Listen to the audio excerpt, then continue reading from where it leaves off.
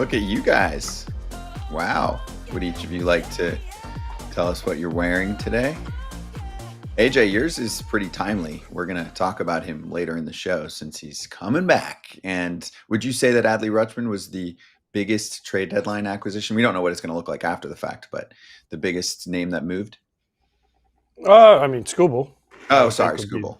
The biggest name, biggest position player name for sure. Obviously he's supposed to catch today in Toronto for the Red Sox, so it feels like this made sense to wear today. Mm-hmm. It does. FoulTerritoryShop.com has that shirt. And Kratz, what do you have for us? It felt like it made sense to wear the Adley shirt, but you know what? Bryce had a little day off. You know, there's other news that has to happen too. And you know what? Maybe Adley knows the 4-out rule.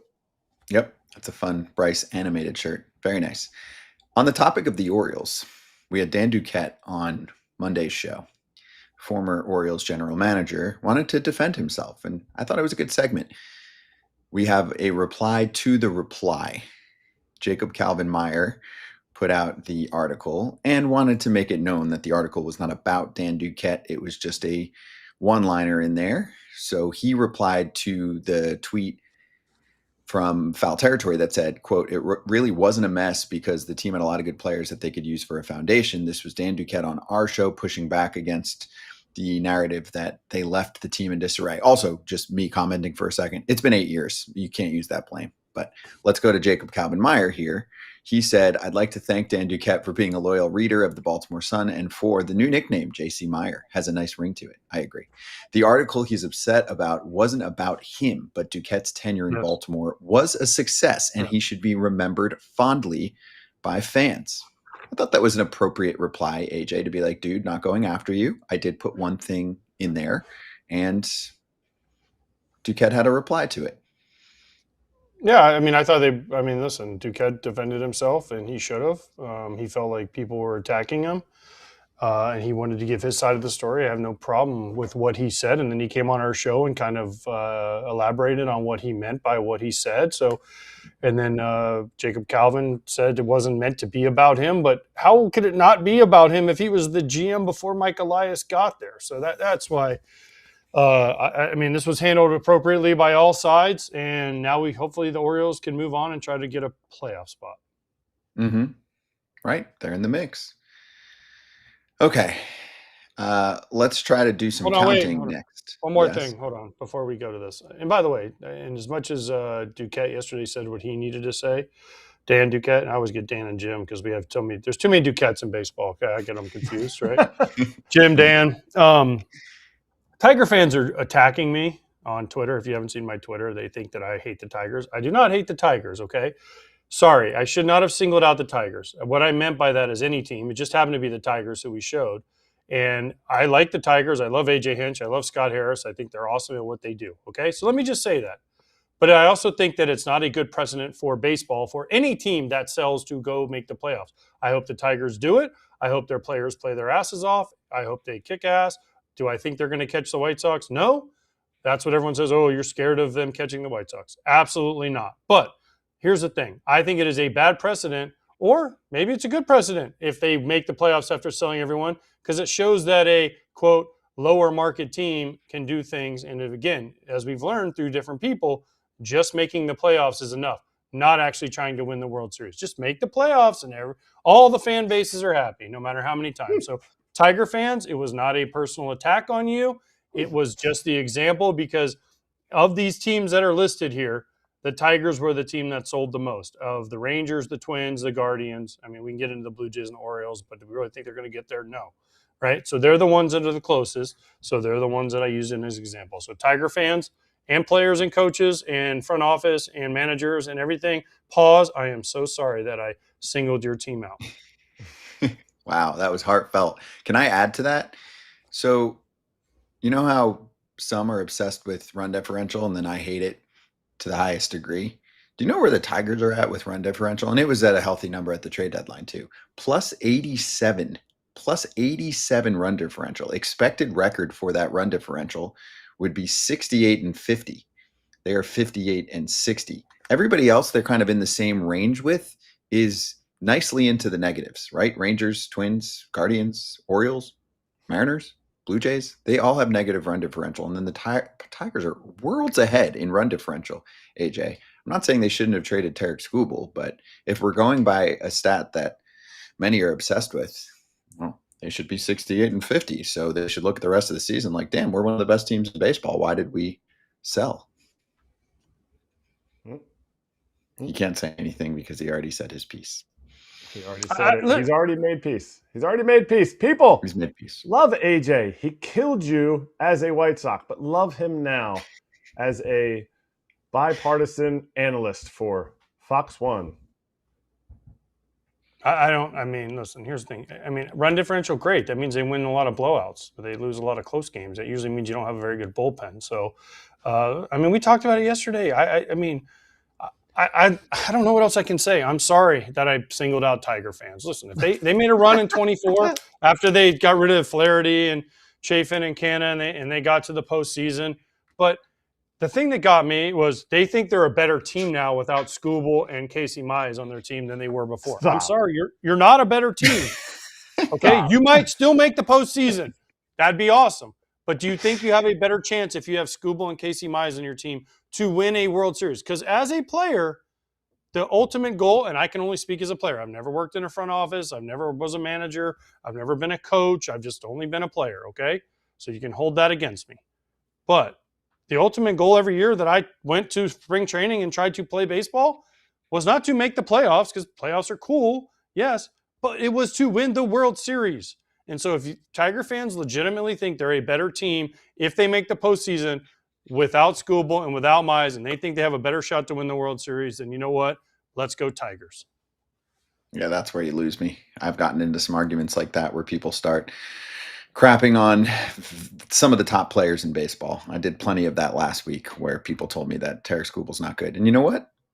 Last night he was just okay. We'll get to that. Let's start with counting.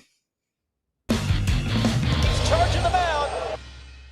A 1, a 2, a 3, a 4? 4 outs in a baseball game? Red Sox, Blue Jays.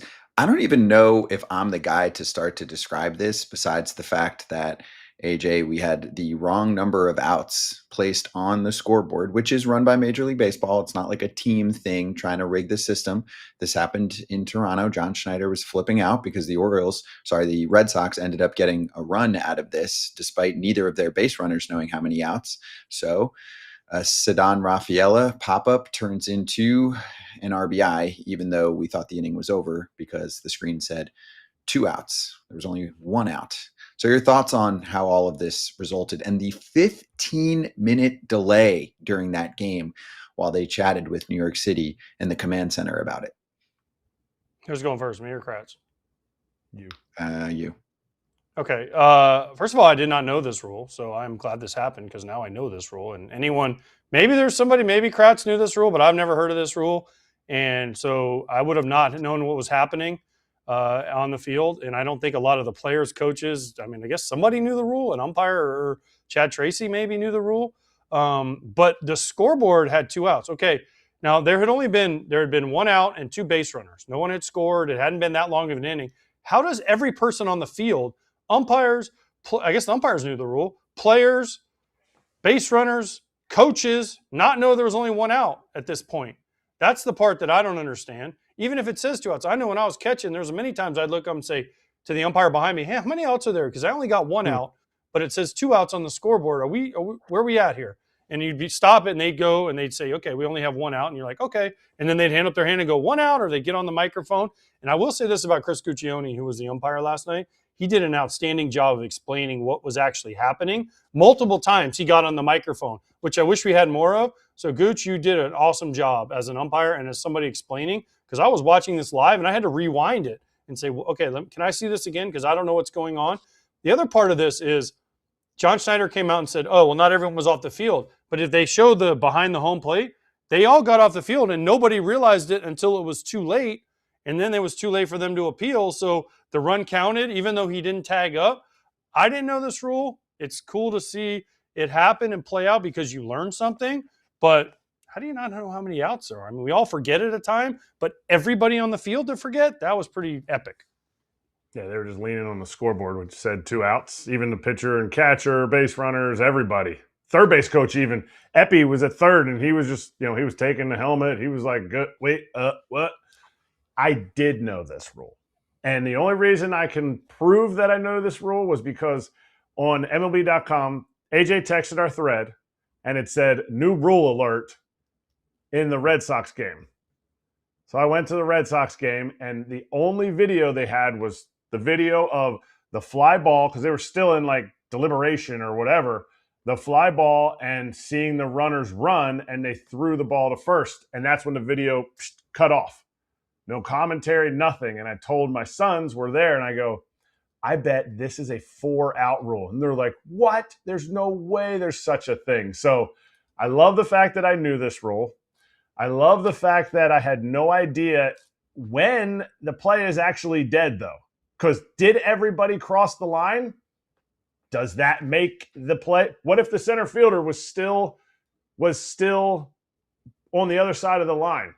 Could he have taken the ball that was rolled to the mound and gone and stepped on first? Gone and stepped on third? Was he the only eligible player? I don't know, but I did know the rule, so it made me sleep really well at night. Wow, you're the rules expert then. I mean, I just knew this one. I knew it. I've gotten others wrong. I knew it because it's a timing play. And it's, if you know the minutia of the rule, like the very timing plays are different than automatic, or they're not called non-timing. I forget exactly what they're even called.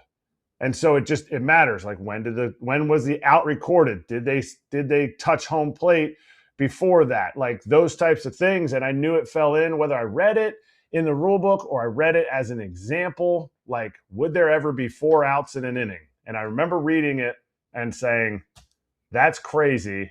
How would that ever come up? There it is, big league game. And for any frustration that Blue Jays fans had, it quickly went away. They won the game. The Red Sox got a run, but that was their only run. They lost 2-1. Let's get John Schneider, Blue Jays manager, post-game. Before the out is recorded at first, the run counts. Now, if we had just thrown the ball to third instead of first, obviously different story. To my knowledge, Boston did not challenge the time play. The inning was deemed to be over. Charlie Ramos waved off the run, so everyone assumed that that was that, right? So we can appeal that if we stayed on the field to appeal to third and then challenge the play where he didn't tag up, and that would have negated the run. And no one was given that opportunity to do so based on reaction from the 4 umpires, players, and yeah, it was confusing, first time for me, but I think the rule is the rule, and it was just tough because they didn't challenge the play initially. It happened in the middle of an inning when Moran's coming in to warm up. And I think players just react, players and coaches and managers react to what is being said to them, right? So after consulting with MLB, they told me that all of my players were across the third base line before Charlie waved off the run, which I 100% disagree with. I don't know if Vlad is that fast after he got the ball at first. So we weren't given an opportunity to appeal to third, and going forward, when that play happens again in the next 100 years, if it's us, we will record the lead out at third. So everyone needs to stay on the field longer now? Everyone needs to know how many outs there are. At least one person on the field needs to know how many outs there are. I mean, and I'll say this, for most players, they would have thought, and I guarantee you, I mean, Kratz is just apparently the only guy on earth that knows this rule besides the umpires, but every guy would have thought the inning was over as soon as they got the third out at third. They wouldn't even have worried about going to third base at first, when they got the third out at first. Everyone on the field, I guarantee you, ran off the field. Even the umpire threw the ball to the mound, and it was on the mound. So as a player, you think, oh, we got the third out. That run doesn't count because he didn't tag up either, not thinking in your mind, oh, man, we got to throw it to third. So it's hard to blame anybody in this situation. It's a once in a million years play that happened, and everybody on the field screwed it up. Just a weird play. There's no blame to go around. It was just a screw up by the whole baseball game. But AJ, on that play, let's say the runner at third was it Siegler at third? Anthony Siegler? I'm not sure who it was. But anyway, he was at third. If he had tagged up and scored, you at catcher would have been doing what? As that ball is getting thrown in to Vlad at first, what would you have been doing? No, because it would have changed the whole rule of the play. Because if he's out at first, it's a force. So I'm just like, throw it to first. Because he's out and the run doesn't score. No, but I'm saying, so it's a fly ball to center, just like it was. He's throwing it to first, and you're seeing the runner from third coming home. What are you doing? Are you just like, hey, good, you got him out at first? Or are you looking and being like, no, he didn't score before he does that out is a recorded. Force. It's a force. It doesn't happen. It's not a force. It's not a force. It's a timing He has to play. tag up or he's out. I'm saying the runner at third tags up. If the case was, the runner at third tags up, the runner at first did not tag up. If they lob it in to first and that runner at third tagged up and he scores beforehand, you would be like, oh yeah, that run scored. If that ball's thrown to first and it beats the runner it beats the runner that's going home, that's a timing play. You know what I'm talking about? Like, are you sure that's right? Because I think that's still 100%. Considered a force. No, 100%. It's the exact same as like a runner on second who dogs it going home, and the batter runner's that's not trying a force. to get the runner's forced at first. It's a timing play. Any sac fly is a timing play. Okay, I mean, yeah, I would have still thought that since the runner at first is out, doesn't matter when the guy on third scores. So, okay, either way, yeah. I mean, I thought I knew most of the rules, but apparently I don't know these couple rules. But I always thought if you get the guy out at second or first, it doesn't matter what the other guy does because that guy still has to tag up and he's out before the run scores. No, not that one. That's why it's considered one of the timing plays. Yeah. Know how many outs? AJ said he never knew. He never didn't know how many outs. I think you've said the same thing. So we just had brain fart city for 20 minutes, I guess, because it was a 15-minute delay here to figure all of that out. One footnote on that game, too. Jameson Taillon pitched well. It was a tight game, low scoring, exited, forearm discomfort. Another Blue Jays arm, unfortunately, going down. We'll see what the word is on him. Let's get to Ken Rosenthal next. Oh, also, there's a Bluebird Territory show. It covers the Toronto Blue Jays. There's actually a really interesting story I want to ask Ken about related to Jose Soriano of the Blue Jays, and they're going to talk about that within their next episode.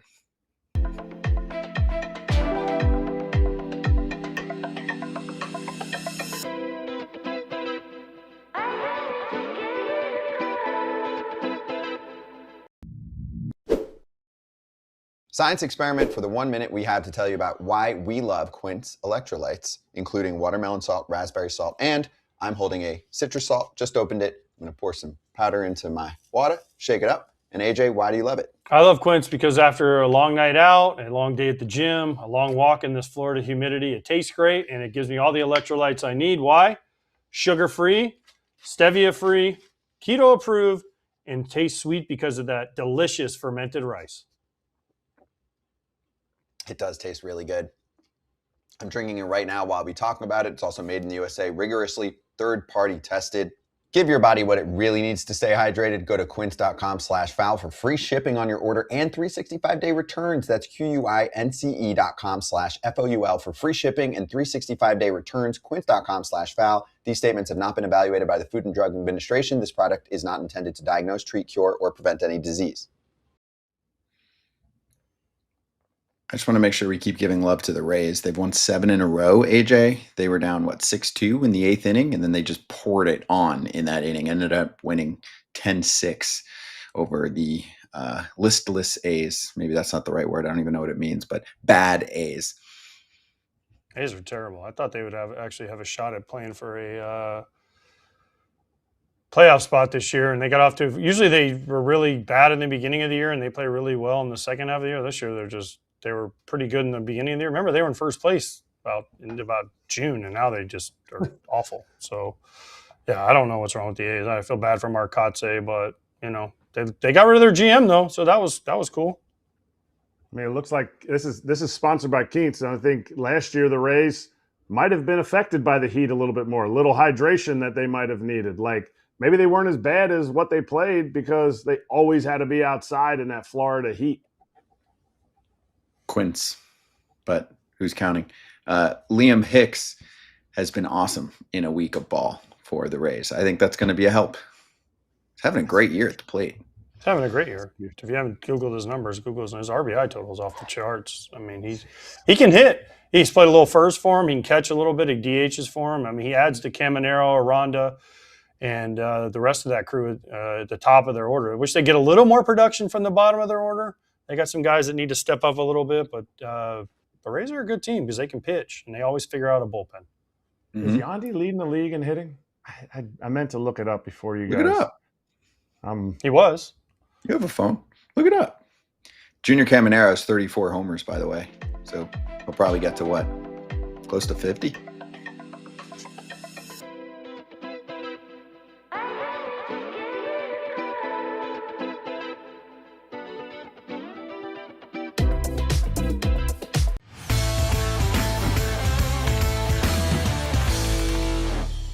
It's the Inside Scoop with FT Senior Insider Ken Rosenthal. And Ken, we continue to learn more stories about what could have happened at the trade deadline. An interesting one from some of your colleagues at The Athletic regarding Jose Soriano and phone calls that continued after he was traded. Is that common?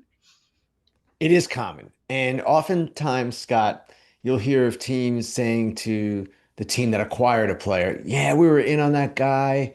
We just didn't have enough.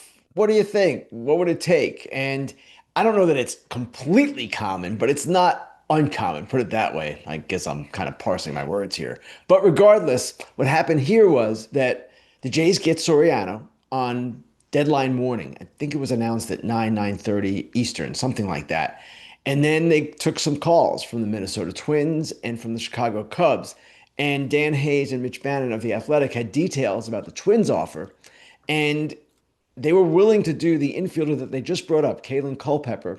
And then the Jays said, okay, we'll take that. And we want Riley Quick, one of your top pitching prospects. And that's when the Twins said, no, thank you. But these conversations do take place. And especially when you have that much time remaining before the deadline, there is the possibility always of that player getting flipped again.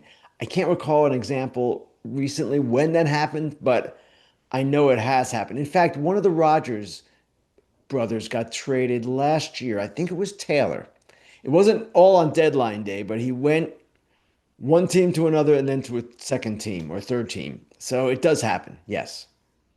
Ken, there was a guy a couple years ago that got traded with like 2 weeks before.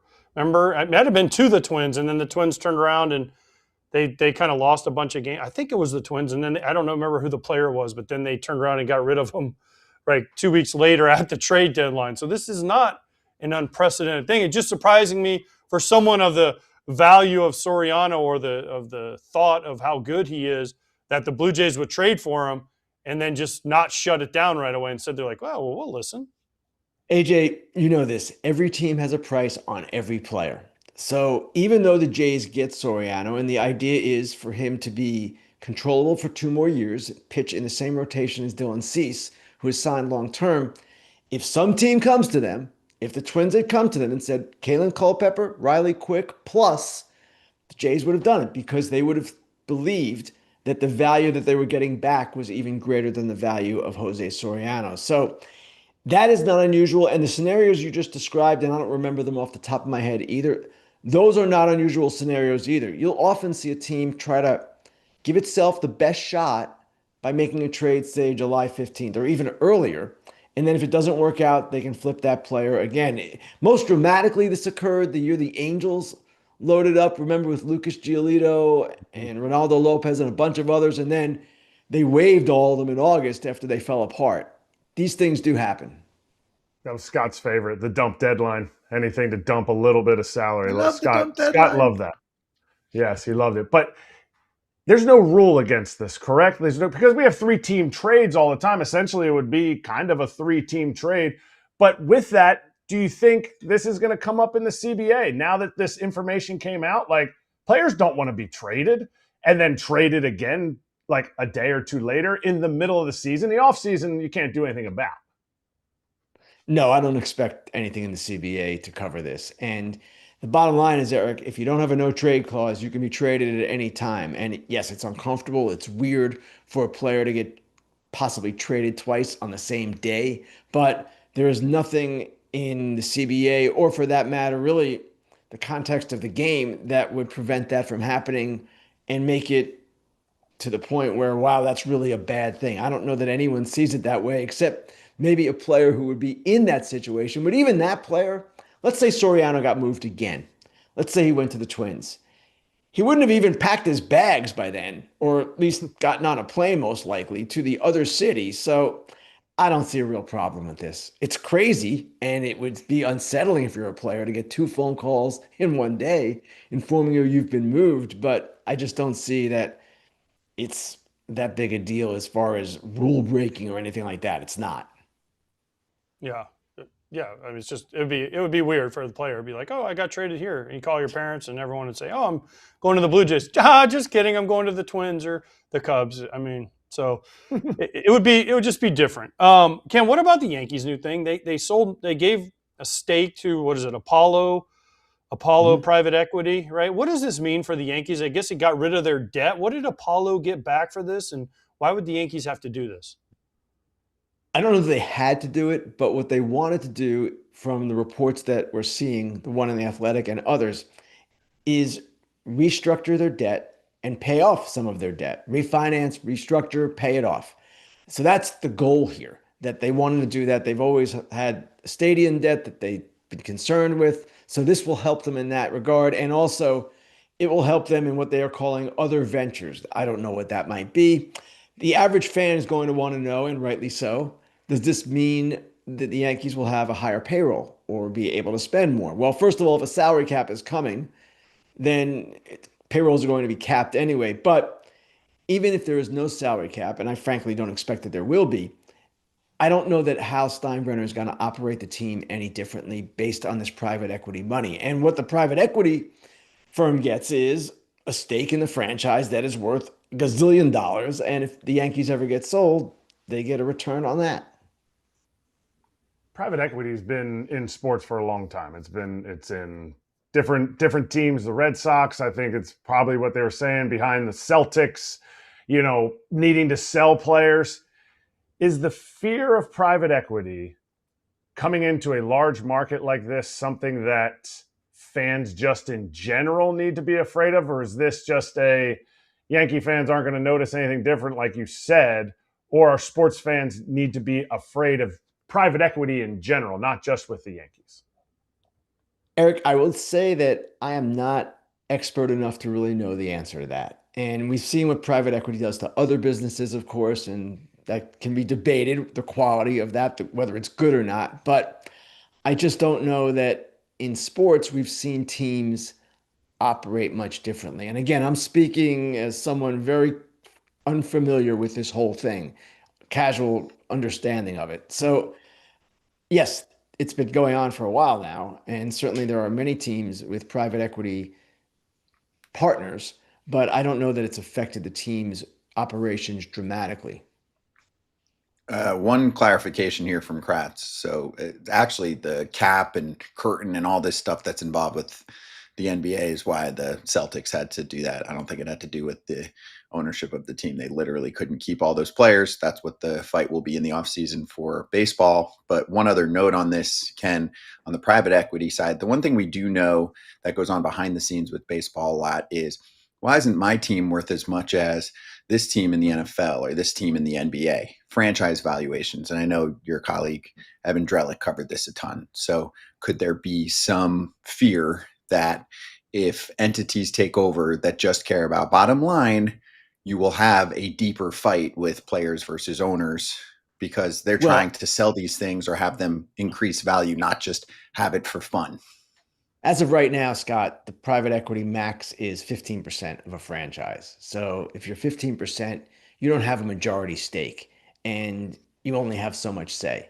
Hal Steinbrenner is still the principal owner of the Yankees. Nothing's going to change in that regard. So again, I don't know how much fans should be concerned about that. And as far as franchise values, the fact that private equity is investing in franchises indicates that maybe they believe a cap is coming and that franchise values will be enhanced. I don't know how they can count on that. Or maybe they just believe baseball teams are a good investment. Imagine that.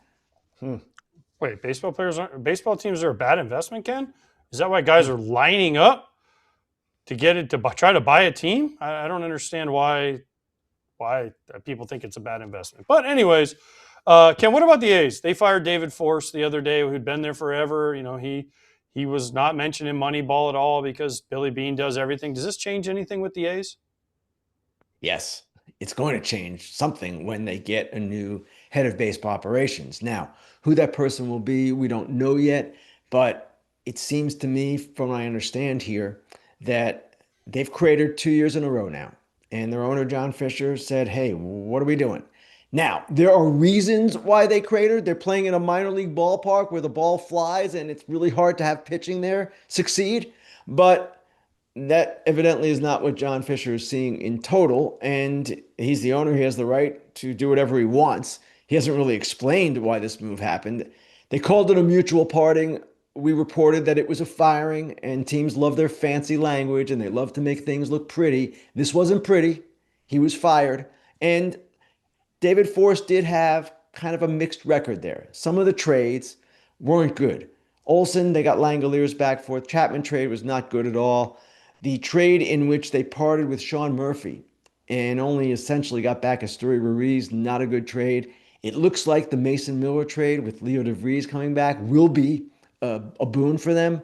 But like any GM, he had kind of a mixed record, maybe even worse than most. But at the same time, there are challenges with that franchise and running that franchise in this no man's land that they're in that go well beyond the head of baseball operations. So what they want to do is build up as they get into Las Vegas. 2028 is the timetable, and they want to be a competitive team by then.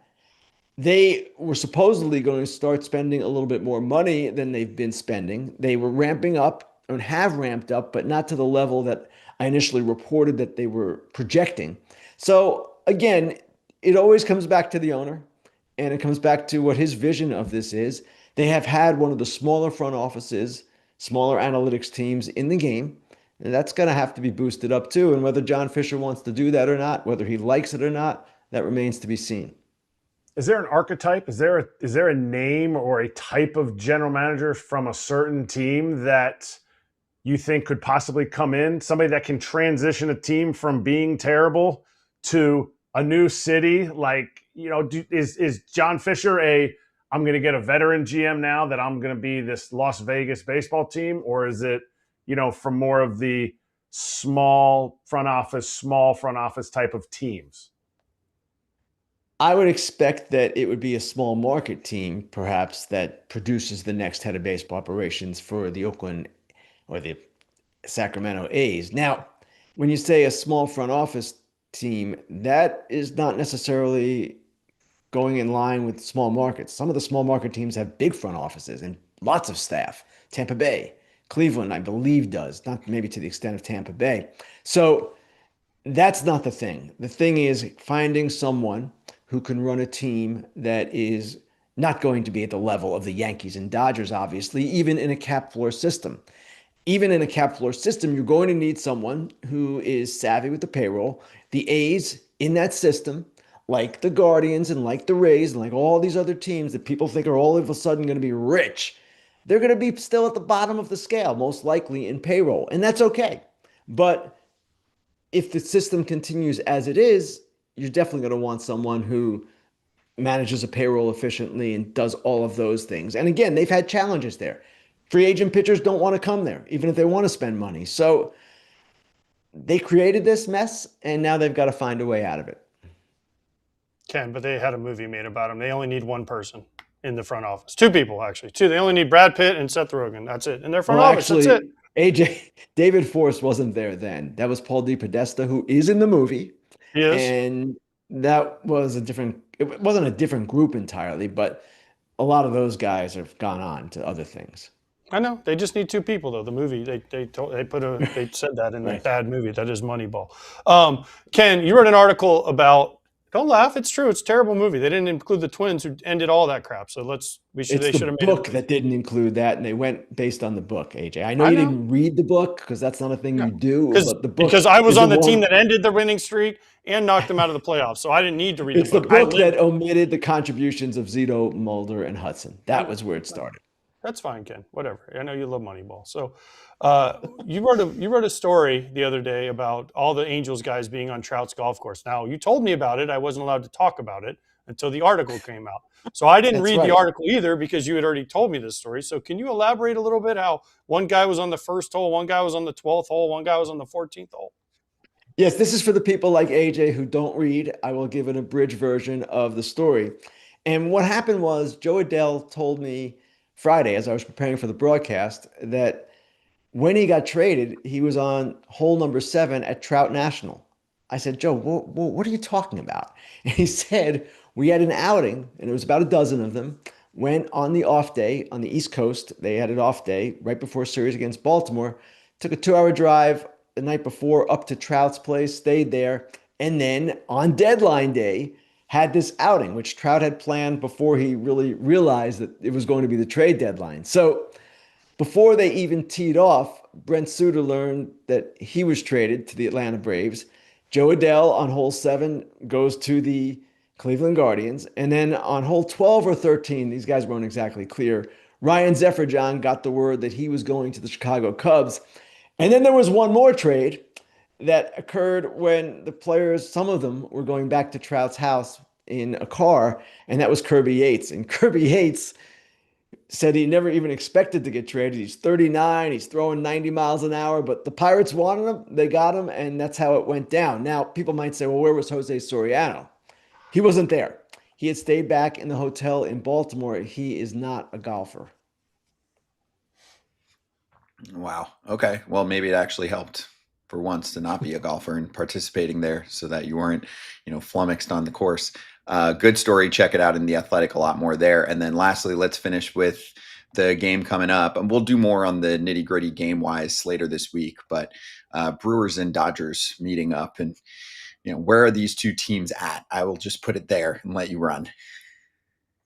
It's interesting with the Brewers how last night they moved both William Contreras and Christian Yelich down in the order. It worked for them. Those guys have been struggling.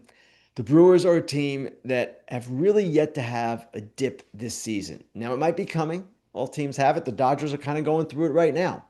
But they have played at an exceedingly high level, even with some things that have gone against them injury-wise. They just keep it going, right? Now, this series could be an NLCS preview, an NLCS rematch of last year, and then previewing this year. And it's going to be really interesting to see just if the Dodgers start to snap out of it now. Dave Roberts has talked about them playing with more urgency, not trying harder, just kind of playing with a little bit more pep in their step. Did it last night to a certain extent, and then Diaz got the save, which was a good thing, and Skubal against Kansas City was okay, not dominant Tarik Skubal. So they obviously have the talent. Snell is coming back tonight, and they're excited about what lies ahead, but they are not perfect. And amazingly enough, Tarik Skubal coming over has not been unbelievably great and unbelievably important to the Dodgers because that's baseball, folks, and things don't always go the way we think. Yep. One player just, yeah. Is Skubal pitching Saturday? Is he lined up for Saturday for Fox? I'm not sure because they've been going with 6, and he's lined up on one thing I saw. It's him, but then Dave Roberts mentioned last night it's probably Sunday, which would be 5 days rest instead of 4. And I kind of anticipate that's what they're going to do, Sunday.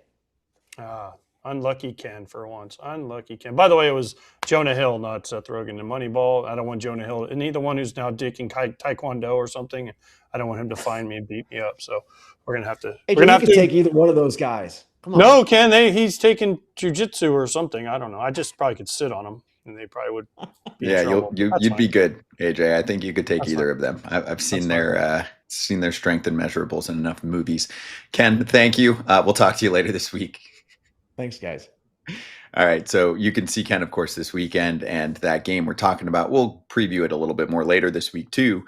The Dodgers taking on the Brewers. There would be plenty of attention on that one. It's on the Fox One app. That's where you can get it. That's where you can stream it at home or on the go, live or on demand. Never miss a moment. Stream now. Start your Fox One 3-day free trial today at fox1.com.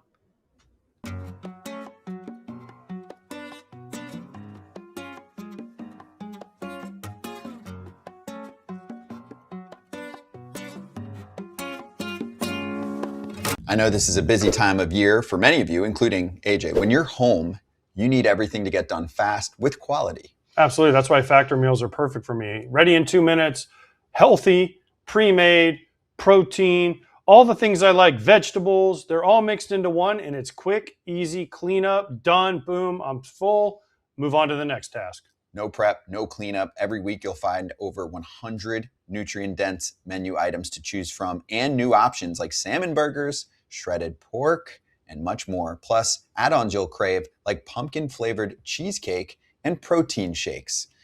Let's eat real. Head to factormeals.com/FAL50OFF and use code FAL50OFF to get 50% off and one free breakfast item per box for 1 year while supplies last until 10/31/26. That's code FAL50OFF at factormeals.com, FAL50OFF, factormeals.com. See website for more details. Continuing on the Skubal conversation for a moment here, Alden Gonzalez on the 5 innings that he went, 3 runs, 95 pitches. He said command was sorely lacking. This is Alden Gonzalez with the tweet. Of the 16 Royals hitters that Skubal put in 2 strike counts, 2 singles, 2 walks, 1 hit by pitch, 1 home run, 6 strikeouts, 4 batted ball outs. I mean, I don't know the exact percentage of how much he's converting into outs or strikeouts on 2 strikes, but it's definitely better than what he put together last night. So the 2-strike command wasn't what you would usually see, AJ, from Tarik Skubal. I mean, they still won the game, right? So that's, at the end of the day, that's kind of what it's all about. Yeah, he hasn't been great. He hasn't been perfect, but I mean, he's switching a new team. He switched teams for the first time in his career. It's going to take him a little bit. I'm sure he was a little bit nervous early in that game, probably a little bit hyped up to start in front of his new home crowd. So, look, I'm not making excuses for Tarik Skubal. It's just one of those nights he's pitched against the Royals a lot, and they still won the game. So we'll see how it goes down the stretch. I mean, it's crazy. He has made a lot of starts. In those starts since 2020, his team is 5-9. Now, I get the Tigers weren't always great during that time, but 5-9. He's got almost a 4 ERA. I'm sure Skubal's, while he's not afraid of any team, I'm sure he's like, come on, let's go. Let's get into the division. This is the first time he's been to LA as a home player, so he's slowly fitting into this. They don't really care what he does in the regular season. It's all about. What are you talking about? 5-9? What are you talking about? Playoffs? What stat was that, Kratz? Oh, against the Royals since 2020. Oh, against Kansas City. Got it. Yes.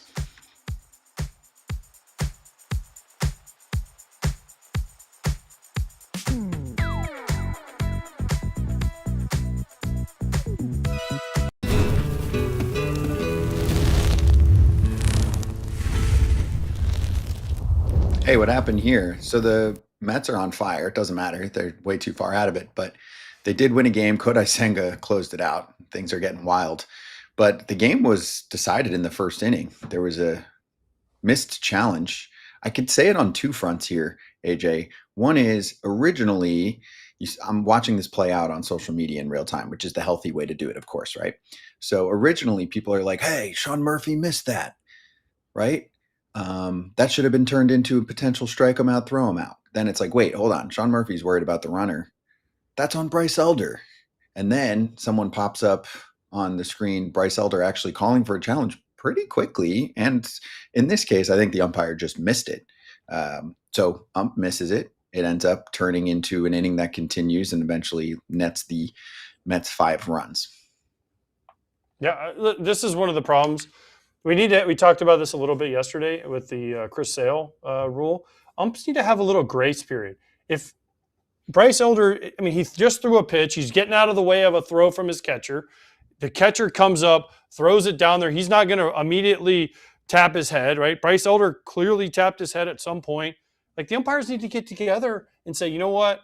Okay, let's give it a little bit of grace period because a lot of things were happening here. And they didn't do that. That's where people, I think, get angry and frustrated is if we just use common sense. And yes, I know there's a rule and you have to say this rule or that rule. And I'm not saying give them a minute, but if it happens in the middle of all this, boom, boom, boom. This is one of the biggest arguments I have against robot umps when people say, oh, robot umps. And we've seen this happen this year already. A guy thinks he's walked, right? But they challenge it and it's actually strike 3 and the catcher throws it down there and the guy's tagged out and he's called out, right? If it's a robot ump, we have to wait that split second. The catcher comes up. Let's say he throws it into center field and the guy is, it's not a walk, and then the guy gets to go to third, right? Whereas the catcher, if he knew, how many times, Kratz, as a catcher, did you hear ball 4 and you just ate it real quick, right? You're like, oh, I don't need to throw this ball. So, because I'd always ask the umpire on 3-2, hey, give me a really quick call here so I know. Like, please give me the quickest call so I don't throw this ball away and if he's going. But, yeah, it's just common sense, like human decency, common sense, whatever you want to call it. Umpires, just think about it for a second. Get together and say, you know what? He did tap his head in a timely fashion. There was a lot happening. Can we go back and look at it? But everyone has to say, oh, no, we didn't see it. We didn't see it. Someone saw it. Yeah, it's going to be a problem in the playoffs if that's the case and someone's like, oops, I missed it. And it results in that. Like, that was the game. The game was decided in the first inning of that matchup. And Kratz, some people online were like, well, Elder has to show it more. No, he doesn't. He went like this, period. That means challenge. Here it is. We're watching it. We get to see it. This is the ready pitch delivered, strike 3. Yeah. I haven't even counted to 1 and he already tapped his head. What else do you want him to do? And that's a good, this is a perfect video. If you're not, you got to go back. If you're listening, you got to go back and watch the video, because if you have to do it sooner than that, you're cooked. But also at the end of the video, watch the first base umpire. I think it's Adam Hamari is looking at the throw to second. I think they're going to start talking to umpires about, you know what, if you're not involved in the play, because the first base umpire has no bearing on the runner stealing, other than maybe some type of obstruction, interference of any kind, which never happens on stolen bases. Maybe that's where they're going to have to say, you have to be watching that. Like, they have to make the adjustment here because the umpire can't see it. Sean Murphy's 6'5".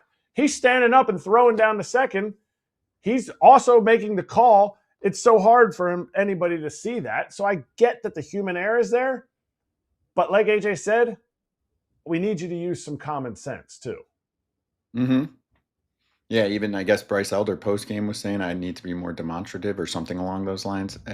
I guess. But now we're going to have, then guys are going to be doing too much and then the umps are going to get pissed off. Oh, you're overdoing it, right? Then you're going to have Jeffrey Yan out there jumping around and doing splits on strike 3s. So, let's be careful what we wish for.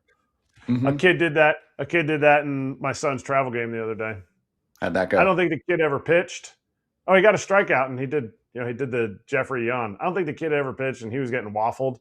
So I think everybody laughed about it, but fun. Well, for the Mets, Kodai Senga picked up the save. Devin Williams on the IL, by the way. Mets are irrelevant, so I'm not spending much time there. I do want to just sneak in some. They did throw his ball into the stands, though, which was pretty funny. That was funny. Is he supposed to keep it for him, his first save? Yep, it was his first save. Yeah, you'd want that. Why would you not want that? That's kind of cool. Okay. I got a save. I'm just asking. I got a big league save. Yeah. It's like a big league hit, big league win, big league strikeout. I got my first big league save. Did you ever do that, AJ? Accidentally throw a ball away that was somebody's record of some kind or something? No, but my dog did eat Jason Schmidt's 1,000th strikeout ball or 100th win ball or something one time in San Francisco. What? Well, I don't have it there. But I did see Juan Uribe. We turned to triple play one time in Minnesota, and he threw the ball in the stands, and we had to get it back. So that was awkward. We had to ask the guy for it back because Juan didn't realize what he had just done. So we're like, hey, Juan, cool, but we need that ball back. And so we all had to go out there and, hey, I'll give you a bat or whatever and the guy was nice about it, but yeah, it happened. It's happened. That's good. Some quick injury notes on the Braves because there's a lot to look at here. We can just rack these few in a row, and then we'll get the comment on the back end from it. So first off, and this is all pitching related, Walt Weiss said he can't count on Schneider or Hurston Waldrop pitching again this year. but both will at least start a throwing program this week. And Mark Bowman from MLB said this, at least encouraging regarding the possibility of them being available next season. Waldrop got multiple opinions regarding his elbow of the past few weeks. A recent opinion led to the decision for him to begin throwing this week. Stephen Tolbert, our dude, also replied to that and said Spencer Schwellenbach is still not facing live hitters, is pretty much ending that dream of any sort of contribution in 26. Not impossible, increasingly unlikely. All eyes shift to Robert Suarez, who's been out almost 8 weeks now and apparently is still sore. And then there was one more update this morning that involved Schneider and let's see who the other one was. And Waldrop, that they will begin throwing programs this week, as we've seen with Schwellenbach. Doesn't mean they're nearing a return. It's at least encouraging that this next step is not surgery. So these are some names that could be pretty big contributors. And the Braves have been fine, and they're humming along right now. Ever since Acuna came back, they're really humming along, putting together wins. But just talking about some potential returns for them. We might do a segment later this week on guys that could come back for teams and how it could impact them, of course. Aaron Judge is an easy one, but these are some pretty good names, AJ, that not suddenly, but might not be a part of the mix for the rest of the year. I mean, have they been counting on them, though? I mean, the Braves, I don't think the Braves have been really counting on them. They knew this internally. Now they're just saying it publicly. They know where everyone stands internally. I mean, trust me, as players, you're always like, hey, you see somebody, if they show up at the park, you're like, hey, when are you coming back? You coming back? There's a lot of, hey, you're not coming back this year? Okay, cool. See you next year. See you in spring training. I mean, am I wrong, Kratz? It's like people, if you're not part of the team, this is why people say being on the injured list sucks so bad, especially when you're on it for so long. Because if you're not part of the team, and this sounds really bad, you're not treated like part of the team. You're just not, because there's guys that are grinding it. Yes, you're nice to the person. You say hi to them, but you're not really part of the team because guys are like, oh, well, he's hurt, so why am I going to waste my time? And I hate to say that, but that's just the way it is. You're in the grind. You're in the grind every day playing. Like, these guys are coming in. They're trying to stay out of the training room. If they're in the city that you're in, they don't go on road trips. Yeah, they've moved on. Would they love to have Schneider back? Would they love to have Schwellenbach back? Waldrop? Yes. But I think the Braves are in their new reality is they're going to lean on Chris Sale and their ridiculously, I think they're still number one bullpen in the game. And the reality is I think they can cruise to their division. It's a matter of how close can they get to having that second, that bye in the first round. Because I think the rest of the National League East just doesn't really care that much. And a team like this that is an older lineup needs their breaks. Yeah, that would help. All right, good talk. Let's swing back and talk video games coming up.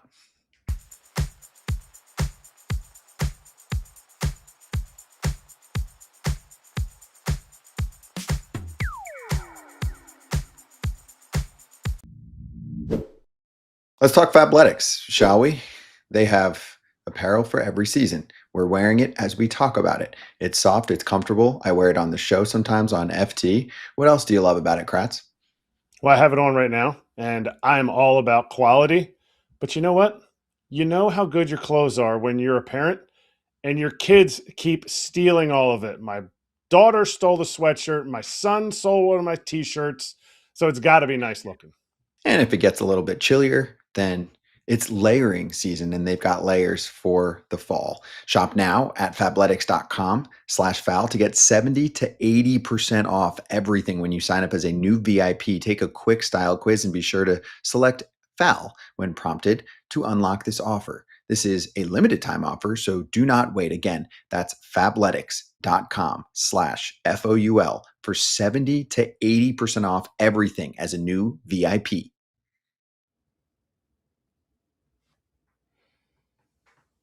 Hey, quick minute or two on the Padres. They picked up a big win over Milwaukee yesterday. Also, Mike Petriello tweeted, one day we'll get the full story of why Fernando Tatis Jr. closed up his stance so much the first 2 months of the year before opening it back up. And since June 1, his numbers are so much better. There's so much more pop. There's really kind of less to all fields and more pull power from him.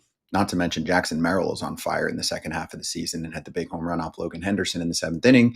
That was the difference maker in that one. Mason Miller picked up his 30th save. So there's a lot going on here, but mostly good things for the Padres, AJ. Yeah, but but Logan Henderson is the best pitcher of all time, and they're so happy they kept him instead of getting Tarik Skubal. So sorry, Brewer fans. But yeah, the Padres are playing great. The Padres are not in the postseason right now, though, which is amazing. They're one game behind the Diamondbacks and the Phillies. So there's still work to be done. But if Tatis hits, Merrill hits, Machado hits, they're going to be pretty good because I do like their pitching. But the fact that Fernando Tatis still, I think he only has 6 home runs, even though that's the last 30 games. They've all come in the last 30 games. Is still pretty amazing because he 11. Sorry. Okay, sorry. But he was supposed to be a 30 to 40 homer guy. That's what they paid him like. So whatever he changed, stick with this, Fernando. Just my advice, stick with whatever you're doing now. Don't go back to the other way.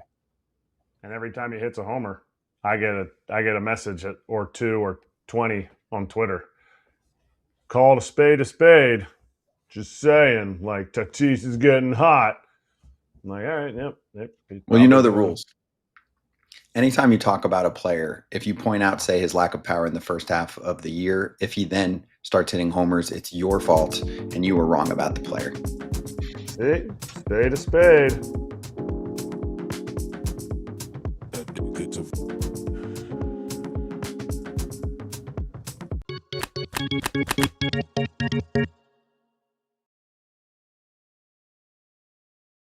To us, Director of Business Development for fan favorite games like MLB 9 Innings 26 and MLB 9 Innings Rivals 26. You see them sponsor some of our segments and even post-game shows during the biggest times of the year. Richard, thank you for joining us. And I think the cool way to appeal to fans right off the jump here is to talk about some of the legendary names and interesting names that are part of the mix with some of these games. So how you doing? And throw some cool names out there. It's so awesome to be here. I love Foul Territory. I love what you guys do. You know, we've been working together since I think day one with you guys. So it's always awesome to be here. And so thank you. So lots and lots of cool things going on in MLB 9 Innings 26 and MLB 9 Innings Rivals 26. But you nailed it. One of the things that we're most proud of is when we can bring legendary players into the game. Because everybody loves playing with the superstars of today. But there's something really cool about being able to see all-time legends alongside the great players of today. And the newest legend that we've introduced in both 9 Innings and 9 Innings Rivals, and this is his first time appearing in any video games since his retirement, is Tim Lincecum. And so we are really, really proud and excited to be associated with Tim Lincecum. And the number of Giants fans who have been jumping for joy, who are players of our games, is exponential because Tim obviously has such an incredible power within the San Francisco Giants community, you know, by virtue of all of his achievements, both individual and with the team. We have just seen a huge outpouring of happiness from our fans, our Giants fans in particular, because one of the cool things about our game is when you pick your franchise in the game, when you acquire players either currently of that franchise or in the past, that improves everything. So as you can imagine, adding Tim Lincecum and his incredible, you know, delivery and the history of him with the Giants fan has been a huge, huge boon to everybody. Richard, did you also recently added Jackie Robinson and Mark McGwire, correct? To this? Yes. Has there been the same fanfare for those two? Oh, absolutely. Because again, you know, you've got 2 players who are cornerstones for their franchises for many years. And, you know, you got a couple like, you know, McGwire who had both, you know, Hall of Fame credentials with the Athletics and the Cardinals, you know, just right there. So, and Jackie Robinson being, you know, the most important player in baseball history, you know, and one of the cool things, there's so many cool things. I could totally nerd out on you guys, but one of the great things about players like Jackie Robinson is he has so much utility. Like he can play almost anywhere and be really good almost anywhere. And so a player like Jackie really gives you flexibility. And then a player like Mark McGwire, you know, nobody hits bombs like, you know, Big Mac. So again, just these legends, because of not just who they are, but also because of what they bring to the game in terms of flexibility or in terms of power, just really people get really, really, really excited, when they can play not only with their heroes of today, but the heroes that they grew up watching. Well, you talked about Giants fans and Lincecum. What are you seeing? More Cardinals fans or more A's fans being excited about the McGuire edition? Well, Cardinals fans tend to be a little vocal. I don't know if you've ever noticed that, but they tend to be a little vocal. They really are proud of their franchise and that the most successful National League franchise in terms of World Series championships. They'll remind you of that every once in a while. But Big Mac is popular with the athletics guys as well. He helped that team win a championship and get to a couple World Series and really along with Canseco just sort of transform that into the marquee franchise of the time. So there's excitement for all of these players every time we introduce these new legends. It really just creates a new conversation among fans. And the other thing that it does, it makes them clamor for more. We want more. Give me more, which we love, right? Because if fans want more, that means they like what you're doing.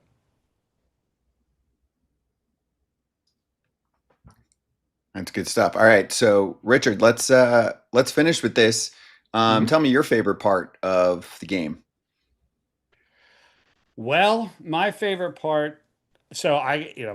My favorite part is when I see players that I had a hand in signing get into the game. So right now, my favorite thing is seeing Tim Lincecum because we worked very closely with the folks that represent him to get him into the game. So whenever we get these new legends in the game, and I was at least a small part of making it happen. I know it sounds sort of pretty selfish, but I always get a big kick out of that, and I also get a big kick out of my favorite thing is when I see the players that are our highlight players, like Bryce Harper, whose All-Star jersey I'm wearing right here.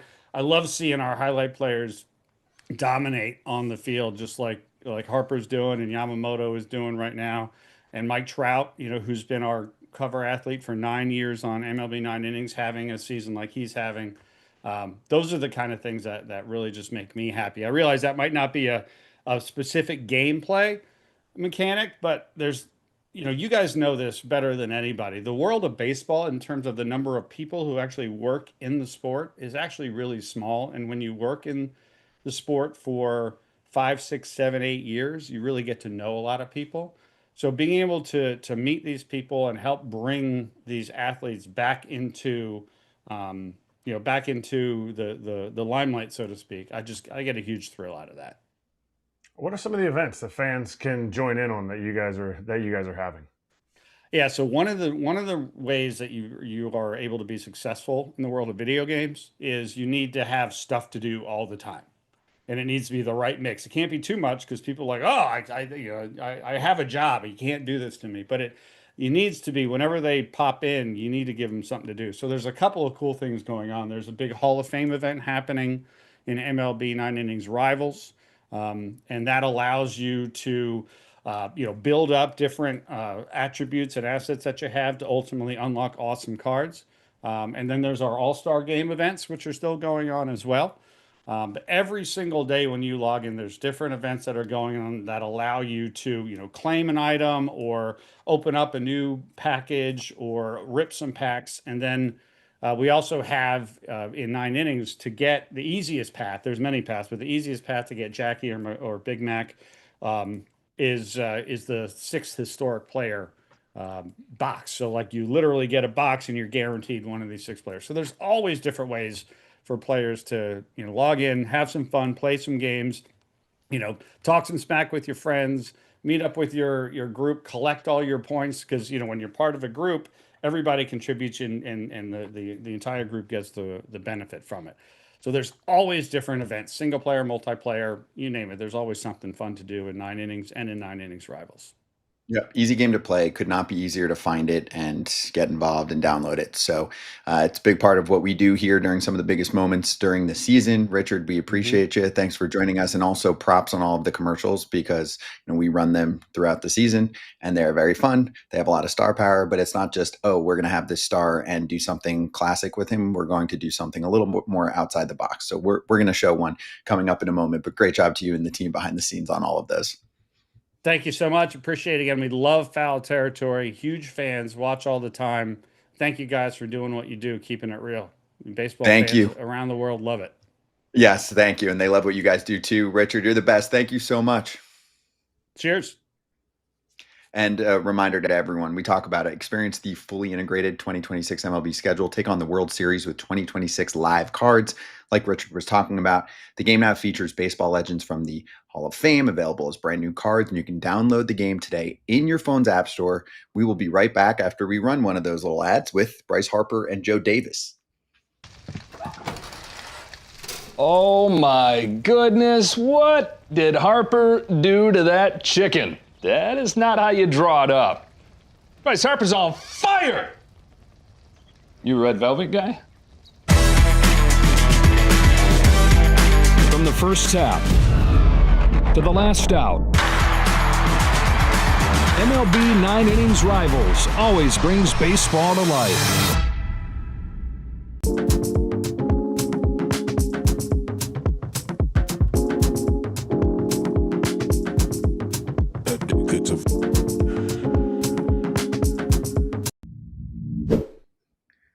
All right, time for a little SeatGeek look ahead to what's going on tonight and in the future. I have one rule for you guys. You can each pick a game, but you cannot pick the Adley Rutschman return. Why? Because we're about to talk about it in the next segment. So you have to hold that one. And also, yeah, people know. They know at this point. We've already mentioned it. Anything else you want to throw out there? I have one in mind. I mean, Tigers Guardians. That's a good one. It's an important playoff game. I mean, Drew Anderson, Tanner Bybee, it's a big game for them if they're going to stay in this race. Someone needs to win this series or sweep it. Yankees, Seattle. The Yankees have a chance to, in my opinion, eliminate the Mariners from playoff contention. They may already be eliminated. I mean, let's put it this way. If you get swept in this series, if you're the Yankees and you get swept, or you sweep them, and then come October, the season's coming down to, okay, now the first round you're going to play, second round you're going to play the Mariners, and you're like, in August we could have put them down. We could have swept them in a 3-game series. I'm just saying, there's a chance. Yeah, there's the standings for you. 4 out. Four games out. 4 out right now. The Blue Jays are ahead of the Mariners. A lot of teams are ahead of the Mariners. That's what I mean. This is big. Yankees got to face Woo. That the Mariners have to go into Yankee Stadium. Like it's a bigger series than people. Woo's pitching on the road. Don't worry. Don't worry, Yankee fans. Woo's pitching on the road. Sorry. Check the numbers. I ain't kidding. Check Woo's numbers. He cannot pitch on the road. He can't pitch on the road. I've got one more on our way out here. Paul Skeens pitching tonight for Pittsburgh. I kind of feel like they're on life support. Like on a Paul Skeens day against Miami, you got to win. Pirates have to put something together here. National League ain't as easy, and Pittsburgh's been playing meh lately. Time to pick it up.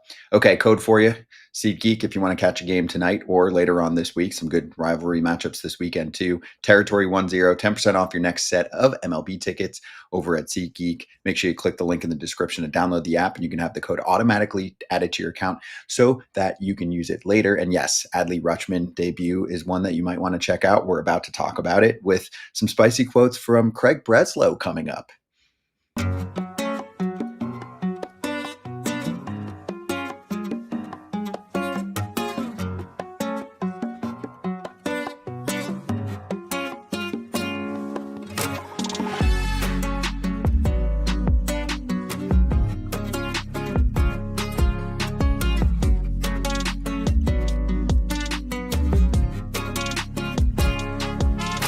Yeah, that's what he said. That's what he said. That's what he said. That's what he said. Hey, Adley Rutschman is going to be a thing for the Red Sox in Toronto against the Blue Jays, making his debut tonight. For Craig Breslow, I'll take a little piece of this and then we'll talk, and I'll give you more of the quote coming up. But he said, that roster mix sounds pretty bleep and sustainable to me. Doing an interview, a little back and forth about trading for him and the amount of players that he had to give up. To me, AJ, and Craig, you played with him, right? Do I have that right? Okay. Yeah, I played with him. I think that he has evolved very quickly over the course of this season. I think that he was getting labeled as too mechanical. And remember, there were stories coming out that he wanted to connect more within the organization with players, etc. And I'm seeing it through quotes. I'm not in Boston every day. They certainly won't give me access up there, but I can see it through his quotes. The way he is talking more like a human and more like a gunslinger, I think is connecting with fans up there. And he's putting his money where his mouth is with an acquisition like this. I agree. I think he's like basically saying, screw you. And this is how I'm running the team. And I changed my mind. We're going for it because they got hot, and good for him. You have the ability to do this as a general manager. I like Craig. He was I love playing with Craig. I played against Craig for a long time. Then I got to play with him with the Red Sox. So I really enjoyed him. And again, here's the thing. People that are saying, oh, well, they paid too much for him. It depends on who you ask. Because when we asked Jim Bowden about this trade, he didn't really love the players they gave up. So it's internal evaluations, like Jim said, and internally evaluated. They thought Adley Rutschman was more valuable than the players they gave up. So they're going for it. So good for you, Craig, for standing up for yourself, and we'll see what happens. Mm-hmm. I have the longer quote too before Kratz chimes in. So he explained, this is Breslow explaining to Alex Spear why he didn't see the Rutschman deal as a compromise when it came to building a sustainable long-term plan. So this is where I'll reiterate what I said before, but then give you more. He said that roster mix sounds pretty bleep and sustainable to me. It's one thing to make a trade like this and say it's this year or bust. It's another, catcher is a need we had. If we didn't solve that need right now, we're going to have that need in the offseason, or we're going to have that need at the next trade deadline. This is an opportunity for us to improve the team while also having this position player core, starting rotation, and bullpen that is going to be around for a while. So that's the full quote, Kratz, to talk about how this isn't just a rental. This is a guy who will be with the team next year. And guess what? If they like him, they'll be able to re-sign him too. Or, well, I don't want to say that for sure. He's close to free agency. But if they like him enough, they can try to push some money his way to see if he wants to be there long term. Yeah, I mean, that's what's been said about Adley Rutschman for his entire career. Franchise type of cornerstone catcher. The Orioles didn't think so. They got rid of him. And if he used the F-bomb, then Boston fans will definitely be excited about it, because I think some places in Boston, the F-bomb's not even really an explicit word. But I think his comment his quote is exactly correct. Sustainable, like you traded for a corner piece of your field, whether you think he's going to be the best player or one of the top 5 players, whatever. You have a starting catcher now that you trust to do all the things that you want your catcher to do, and you're there for 2 years. That's not a rental. That's not we'll see if it works out for the last 2 months of the year. Like, this is a young team. We've said it's a young team. They've been doing all this without Roman Anthony, without their best pitcher, and they still believe that this window is going to be open probably past Adley Rutschman. But you know what? You don't have an opportunity to get an Adley Rutschman every day, a significant contributor to AL East playoff teams with the Orioles. So he made the move, and I think it has nothing to do with sustainability. Mm-hmm. Nothing to do with sustainability? I mean, he's going to be part of the team next year, too. No. Sustainability in the sense that it ruins because the question was, is this going to hurt their sustainability? Like, are they going to be able... This is the exact same team. It makes their team better for next year. So if you're like, well, 3-4 years down the road, this might really hurt you. 3-4 years down the road, 3-4 weeks ago, Craig Breslow wasn't going to have a job next year. Mm-hmm. Like, why would he think 3-4 years down the road? You're going to try to win this year with this move. You're going to try to win next year with this move. From there, they don't win. He knows the lifespan of a GM in Boston. It ain't lasting that much longer. So to me, if I'm the GM, I'm getting some dudes out of there, and I'm getting a star, an all-star, a 3-time all-star in Adley Rutschman in to fill a need that we have. Yep. Good call. Hey, we're going to run a little clip in a moment of the former manager of the Red Sox. But before we do that, one more shout out to the shirt while we're here, because we have one. There it is. AJ modeling for us. Adley Rutschman, a little signature action. That's some of our player license gear at foulterritoryshop.com. Adley with the Sox. Okay. I love you. Let's get to Alex Cora. Do you know Alex Cora was on the FT Network last night on Dirt from the Dugout? We'll run a little clip, but you can listen to the entire conversation at some point at your convenience on Dirt from the Dugout, YouTube or podcast platform. I got to be very honest. I'm always honest, but this is something that, probably people are going to say, he's playing the corporate card, but no. That city, the one I manage, Boston, Yep. challenged me every single freaking day, every day, from day one in that press conference in November, I want to say 7th of 2017, all the way till April 25th in Baltimore this year. Just the expectations and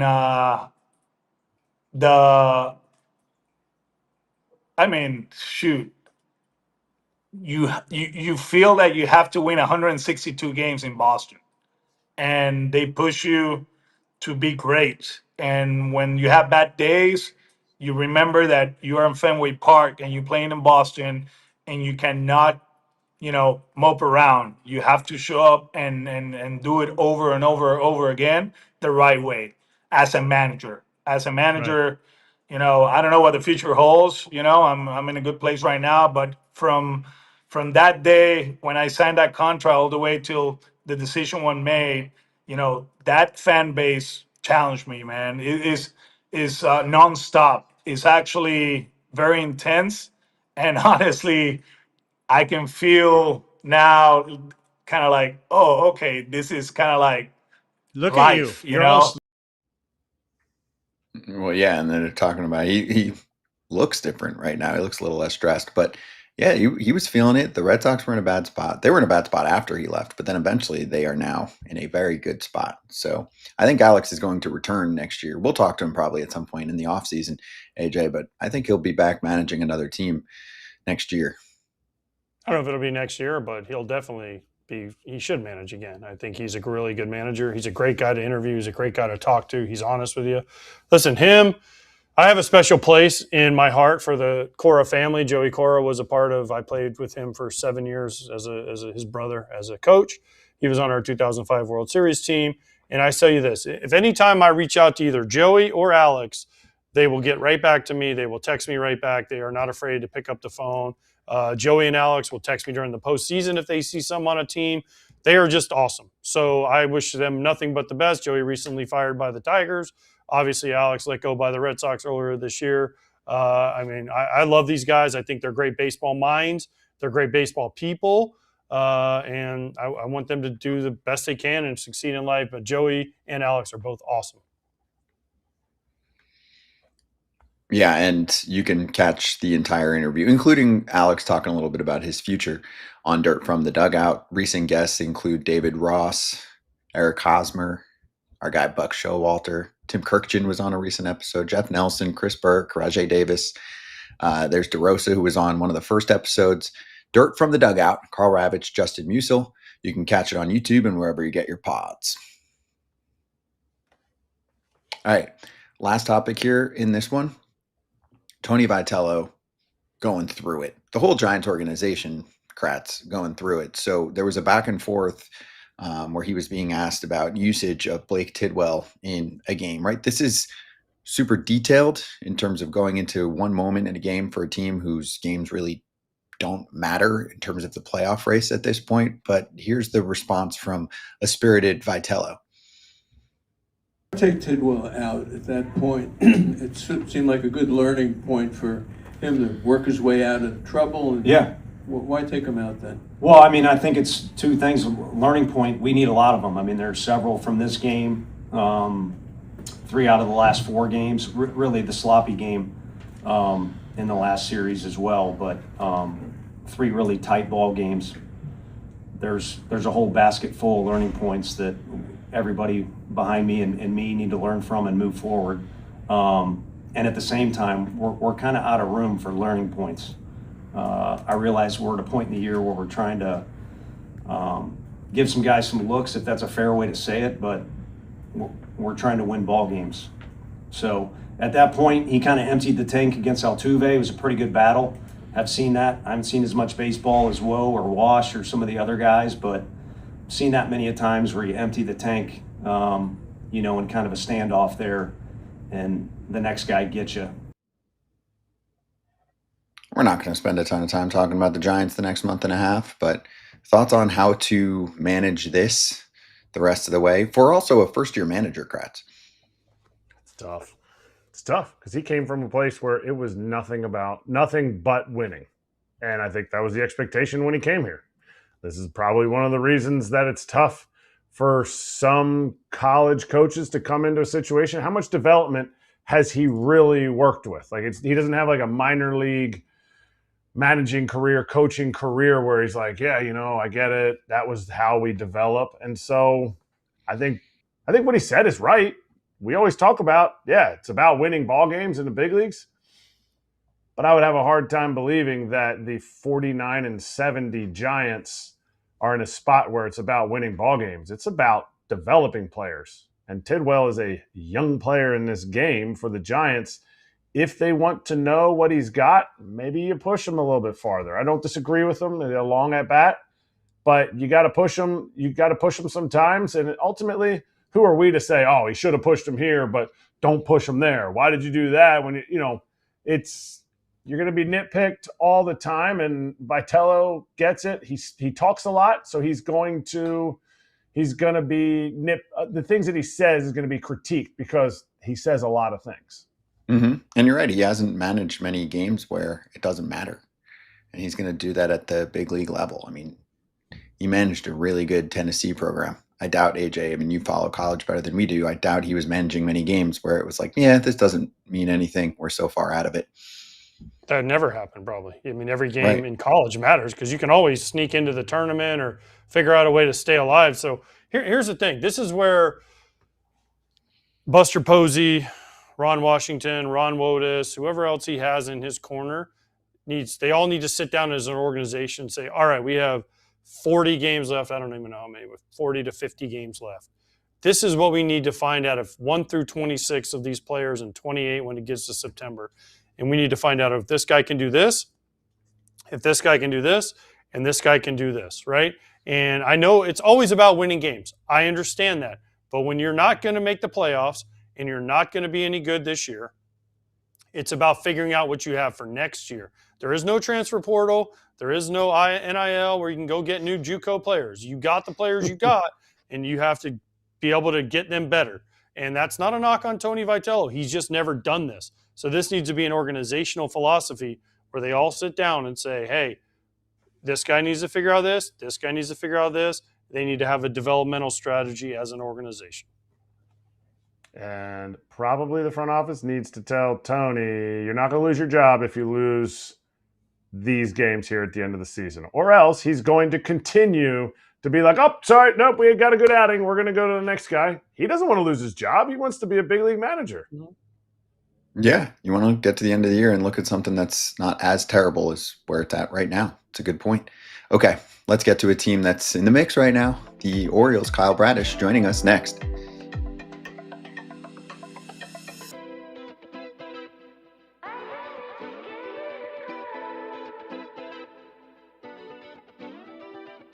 And I show you how deep the rabbit hole goes.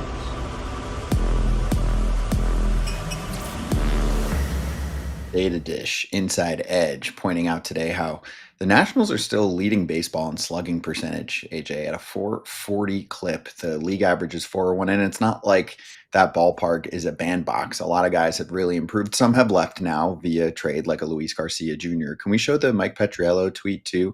He wrote a story about how the 2026 Nats were trending towards being the first team in history to not give a single plate appearance to a hitter older than 28. Unfortunately, that was snapped by Miles Michaelis pinch hitting.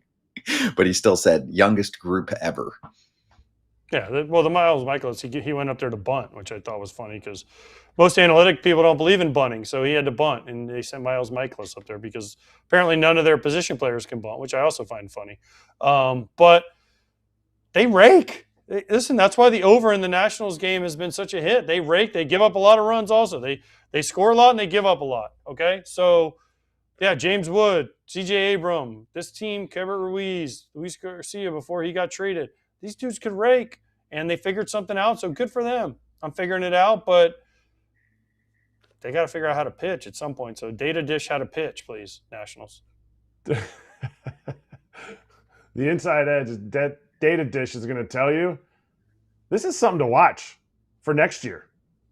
They did it this year. They had good players last year. But to make the turnaround that they've done with such young players and to have the amount of success they've had on the hitting side, like like the Blue Jays last year got tons of credit for that, and they made it to the World Series. Like, they kind of fell off of it again. What's going to happen next year for the Nats? I'm super intrigued. And they're not the only one. The Marlins and the Cardinals also are some of the fewest plate appearances ever from 29 plus players, ages 29 or older. So we're seeing the youth movement. We've been talking about that for years already on this show. So you're seeing with some of the younger teams. 30 is considered old. Mm-hmm. Cheaper players. And position players, I think, more so than pitchers really being judged once they hit 30. I think that's a thing right now too. But then before that, you're looking at the record, because those three are up there. And before that's like 67 A's, 93 Expos, 1911 Dodgers, 1914 Red Sox. That's the list of plate appearances, fewest 29 or older.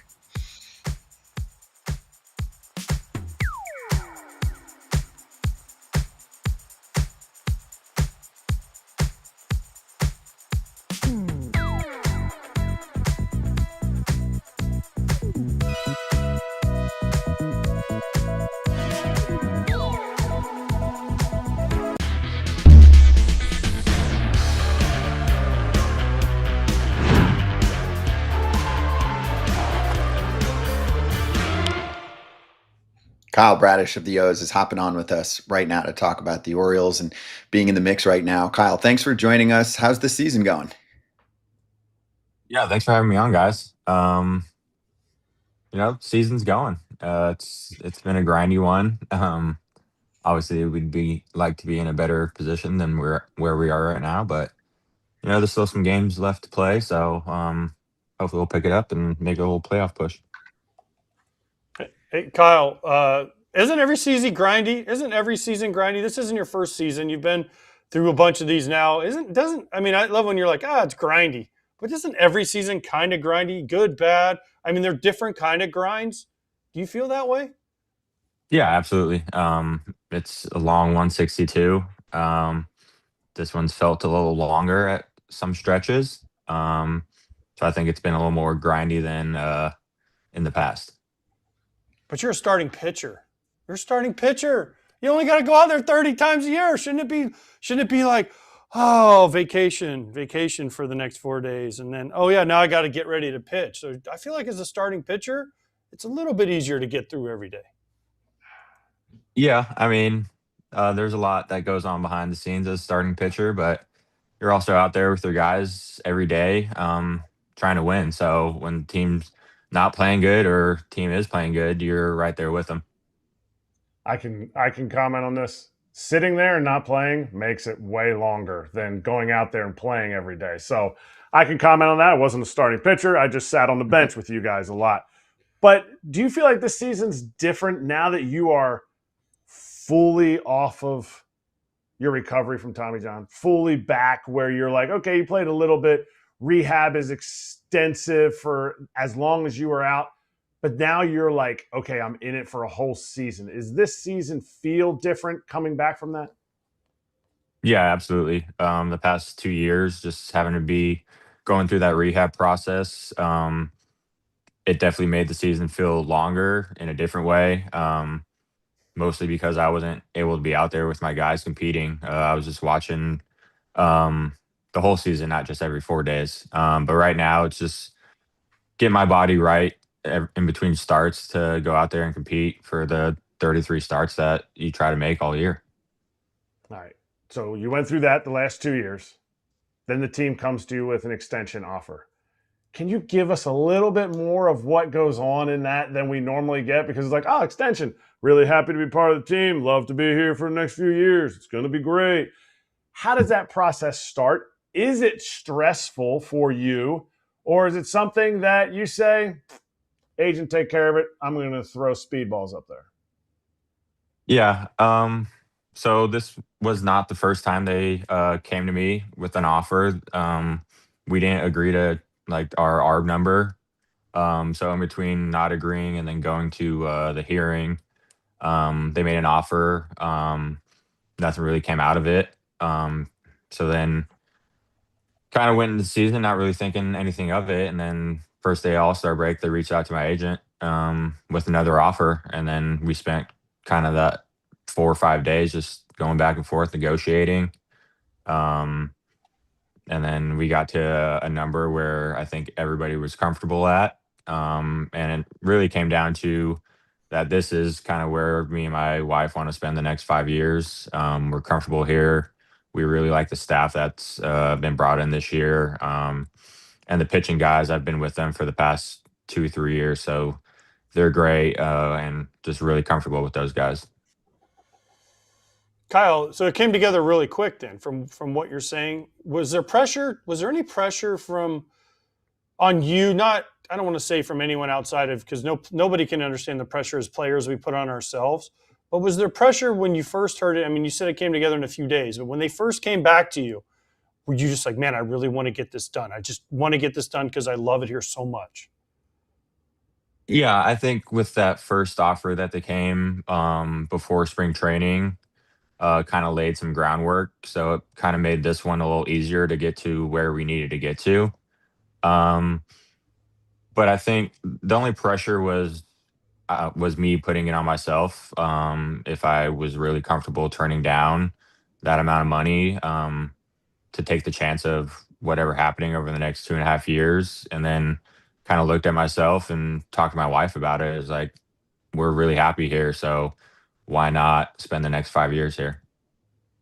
What about the team that you look at, the guys that are on the field?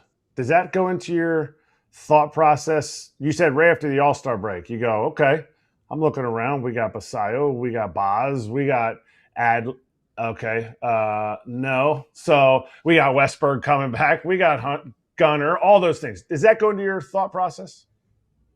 Yeah, absolutely. It's more so how I feel comfortable, like in the clubhouse. We have a great clubhouse, great group of guys.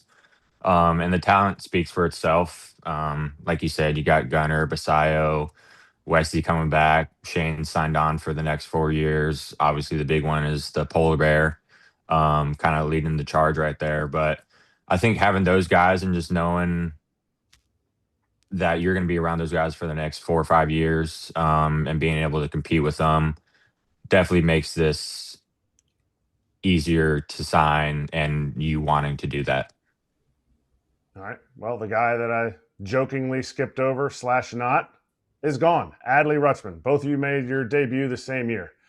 When you see a guy like that gone, one, were you surprised? Two, what's your reaction or interaction with him since that trade? Yeah. I think it was definitely surprising that it actually happened. Everybody saw all the rumors and everything. But for it to actually happen was definitely surprising. I know it hit this clubhouse hard. I've played with Adley or against Adley basically my whole life. Not a lot of people know. We grew up in Oregon, 15 minutes from each other, playing Little League against each other. He caught me in the Cape during summer ball in college. And then throughout like our whole minor league and now major league career, he's kind of been that guy that's been behind the plate for me. So yeah, it was definitely difficult. And it's tough to kind of get behind the business side, but also understand the personal side of like that's our guy. And now you see him in a different uniform. Are you going to throw at him, Kyle? First time? You're just going to buzz one up and in, not hit him? Because look, I have my Adley shirt. He makes his debut today. So when you play the Red Sox, Yep. I'm not advocating hitting him, but just buzz the tower, trim some beard up there for him a little bit. Yeah, I texted him, telling him gonna miss you, wish you the best of luck, and be on the lookout for that front hip sinker. So if it Nice. doesn't sink, we'll see what happens. Nice. I love it. I love it. All right. Was there anything that happened for you on deadline day? You obviously signed the extension, so you weren't worried, but were you checking your phone every couple of minutes? Because you guys are still in the wild card. So were you sitting there going, all right, if we can make this move, we can make this move, then we can really get into this race? Yeah, I think everybody likes to play GM, especially around that time. I was more looking at what we were gonna do, kind of with like Rogers or those other guys that were kind of on the end of the contracts. Especially with the Adley news, you never knew what was gonna happen.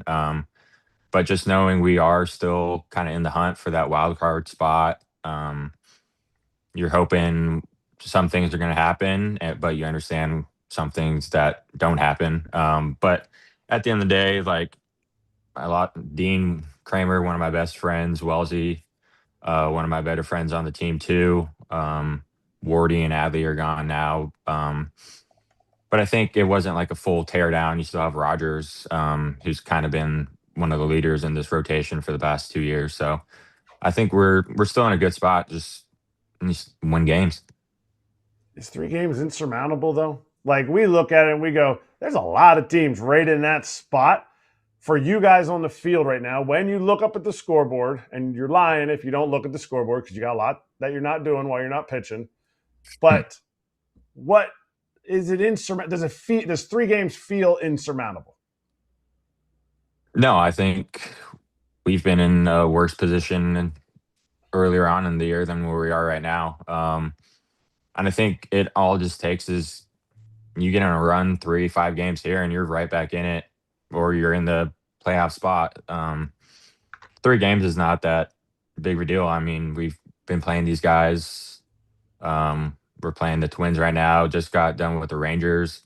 We got a lot of other good games coming up. So no, 3 games is not crazy to think about. Hey, Kyle, you mentioned Kramer, and we talked about Adley. He pitched against you guys last night in a Twins uniform. He got a win. Sorry, but this is facts. Was there any extra trash talking from your bench, like to him when he goes out there and takes him out? Did you see any extra emotion from Dean than what you would normally see? Because you watch him pitch a lot. Yeah. Yeah, I've been watching him pitch for the past 5 years. He's pretty even keel out there. He doesn't show too much emotion. I know that he was definitely, we talked about it before the start, and then we went and got coffee this morning, kind of recapped it. But there was definitely some emotion going into it, just knowing these are his friends. He's been playing with them for the past 5 years, but also wanting to go get that win for his new team, who's ahead of us in the standings. But I know there was some trash talk early on from myself as well. But I mean, he pitched a great game, so it's kind of tough to keep talking trash when he's doing what he did. I mean, trash talk. Like, what do you like? I'm gonna watch you better than you're gonna watch me from the bench. Like, how do pitchers trash talk back and forth to each other? We got our own little inside jokes that we've had over the years, so just kind of take his mind off of the game plan out there and focus on what I'm saying. All right. So who has the advantage? We talked about Adley, talked about, the front hip. Who has the advantage when a dude caught you for what you said essentially your entire life? Who has the advantage? Do you know him better than he knows you? Does he know you better than you know him? That's a good one. I mean, I don't think I've really ever thrown against a guy that's caught me as much as Adley has. So He might think he has the advantage on pitch sequencing and stuff, but I feel like when I'm out there on my game, I have the advantage with the ball in my hand. That's fair. That's fair. That's fair. But as a catcher, you always think, "Oh, I know exactly what he's going to throw." Right? I faced him in BP in spring training, and he broke my bat once, but only because I wasn't ready. So as a catcher, you always think you have the advantage, and then the pitcher is always like, "Oh no, here's a new pitch that I just learned, a trick pitch that you didn't know I had," and then they get you out, and then they laugh at you. Knuckleball. Yeah, whatever it is. Might have to get a new one when I face him. Do it. Do it. Yeah. Why not? Try it. Then just don't give up a hit, because then something bad might be said back to you. So it's all fair though. It's all fair. It's all part of the fun. People just don't understand how much there is a lot of trash talking amongst friends that people don't really get to see. It's more, there's not a lot of words. There's some verbal. There's some hand signals that a lot of people don't see. So I live for it. I live for it, Kyle. And listen, I hope y'all have an awesome time when you do get to face him for the first time. Yeah, no, I'm definitely looking forward to it. All right, Kyle, I got one nerdy looking at the stats. Beginning of the year, you were walking way too many dudes, way more than you. And recently, I don't know if it's the last 6 or 8 games, whatever it is dropped. I think you had a 5-walk game, and then since then you have been nails. Not perfect, but nails. Was there a concerted effort to do something different? So that obviously no pitcher wants to walk dudes, but was there a concerted effort from that line that day that you had 5 walks till now? Yeah, I mean, we've been kind of talking about it, me, the other starting pitchers, and our pitching coaches. Just as a whole, we've walked way too many guys, especially early on in the year. And I think the biggest thing that we've kind of gone back to is strike one percentage, winning kind of the 1-1 counts, and then putting guys away when you have 2 strikes on them. And that's kind of been the mentality of this whole staff the past month or two. And I feel like for me personally, I've just, more times than not, I haven't felt comfortable out there and kind of my setup and delivering stuff. So been battling that the majority of the year, the past, like you said, the past 4 or 5, feel like they're getting back to normal. All right, I got a question about your manager. When he got hit in the face and then he came out and he had whatever he had, people were like, whoa, this team needs to get behind that. Does a manager getting hit in the face and then coming back out pump the dudes up? Or are you guys from your pitcher's bench, are you like, get out of the way, Craig? No, I mean, I was actually inside for that. I saw it on TV, and then I saw him walk in, so that was scary. But thankfully, I was not in the dugout to see that. But yeah, I mean, I think that's one of those things where you want to kind of rally behind your manager for doing that, and then come back out and finishing the game. Just kind of shows you that toughness of what this team needs to be about. And I think we came back and won that game. But no, Albie, great guy. I'm very, very happy and very fortunate to have him as our manager right now. Kyle, I know you're a starting pitcher, and sometimes it's hard for starting pitchers to talk to position players because we have to grind every day, and we're not special teams players. We don't only play half the ball, right? We have to play on both sides. But do you say anything to Gunnar or Jackson Holiday or Cowser or any of the position players on a daily basis, like, hey, come on, I need you today. We need you to have energy today. I need a win out of you. I need a homer out of you today, Gunnar. Or do you just kind of walk by and give them the old pitcher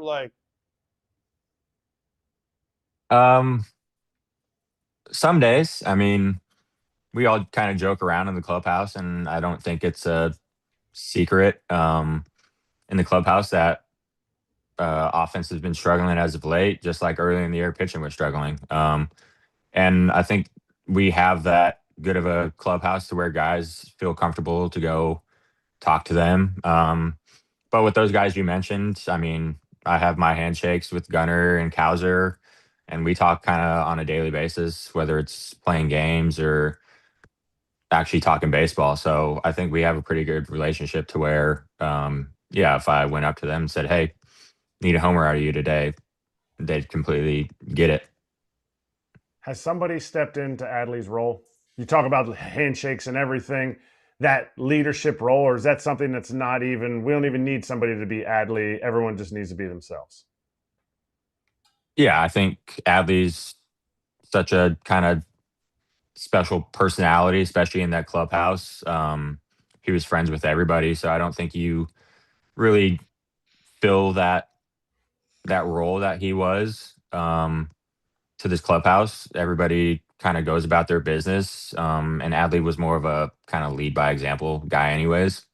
But he definitely was one of those guys to keep a clubhouse light, and kind of he was our DJ on the bus. So finding those spots to fill, just having fun and not making the game too serious. I mean, Pete's definitely one of those guys. Bassett, starting pitchers, kind of one of our jobs is be a vibes guy when you're not pitching. So I like to think that myself fills that role a little bit in the clubhouse. But Narvi, coming over from the Red Sox, just as the catcher, he's been great.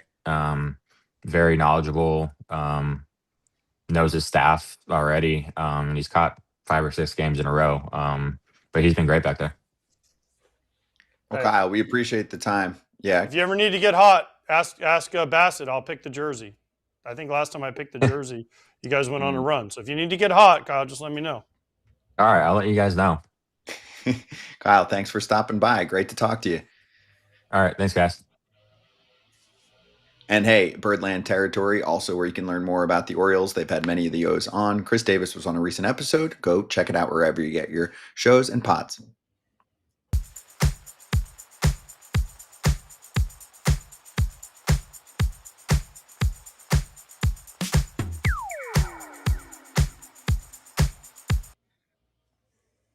Hey, Nathan Eovaldi on the IL, right posterior elbow inflammation. Remember, AJ, he was one of the guys that was mentioned, like, do the Rangers trade Eovaldi or DeGrom or even Corey Seager? They'd have to get permission. And they either didn't get permission from guys or obviously didn't get far enough to even have that conversation. But for the purposes of Texas, I mean, they're right in the thick of this. Eovaldi would be nice. So hopefully he gets well soon. Yeah, they hold a wild card, don't they, right now? As we speak, yep. Don't they hold the third wild card? So, yep. Yeah, I mean, they're counting on him and DeGrom and Mackenzie Gore to pitch better to win some games for him and to get him into the postseason. If you can go Eovaldi, DeGrom, Mackenzie Gore, that's not a bad way to start. They just got to figure out a way to score some runs. But yeah, this is a big blow to the Rangers. But gosh, Skip Schumacher and the way the Rangers have handled things with all the injuries and all the things they've had happen, and they're still right here. It's a good sign, but they need Eovaldi back sooner rather than later. Mm-hmm. Just when you thought you knew who was going to win the wild card, Eovaldi goes down. You're like, oh, okay, you know that's how the American League is right now. Right, it's tough, but if you're Texas, I mean, it sounds ridiculous to say this, AJ. At least you didn't sell. You kind of just held. They tried to sell. Right, but they you asked didn't, DeGrom you if didn't he would go to sell. Atlanta. He said no. I think they knew deep down he wouldn't go. I think they knew that he was going to say no. There's time. Listen, it's like when I had 10-5 rights with the White Sox. If they would have come to me, they would know I would have said no. So there are times where teams go to guys and they know more than likely they're going to say no. Not saying it was 100%, but it was more than likely that Jacob DeGrom, he's comfortable in Texas. He likes his comfort level. He's earned that right. I mean, I'm sorry, but I had a feeling like they kind of knew that he wasn't going to say yes.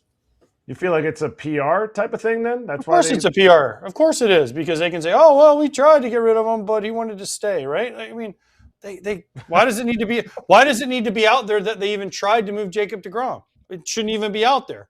If they asked him weeks ago and he said no, then why does it doesn't even need to be out there. There's a full no trade clause. Guess what? When I was 10-5, I had full no trade clause. The White Sox couldn't trade me. They would have had to release me. That's the right you earn as a player.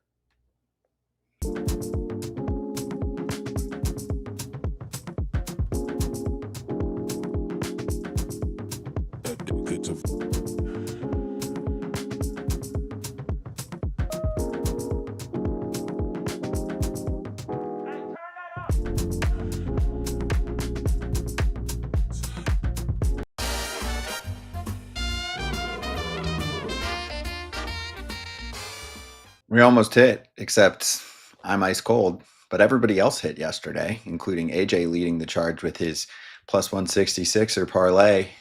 A's and Rays. Rays handled business for you there, AJ, and then the Dodgers squeak out a win. So both of your picks did not look like they. Let's just put it this way: they were sweaty. Yeah, you start, it's how you finish. It is, and I finished with a loss to a team that hadn't received a win from their number 5 starter slot since mid-May. The Phillies get that from. They tried to give you the win. They tried to give that game away. They didn't have any bullpen. It was a great pick by you. They had Rosenthal pitched 3 innings of relief after Painter had a no-hitter going, and then it was a good pick. Like you said, you're cold. It happens. I'm cold right now. Someone else go. So AJ, you go. You're feeling it right now.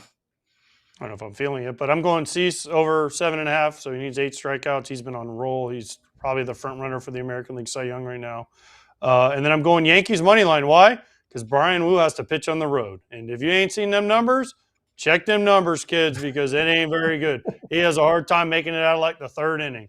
He's got like a 2 ERA at home and a 7 ERA on the road, and a lot of the damage happens really fast. So that's my parlay, and it's plus 198. Nice. Parlay for you, Check them numbers, kids. Yeah, Check he's been hitting on that one all year. Yeah, I'm going strikeout parlay. I'm just trying to pick on the teams that strike out a lot and the pitchers that do a lot of striking out. Yuri Perez, I got 5+ strikeouts. He's hit that 15 of his last 17.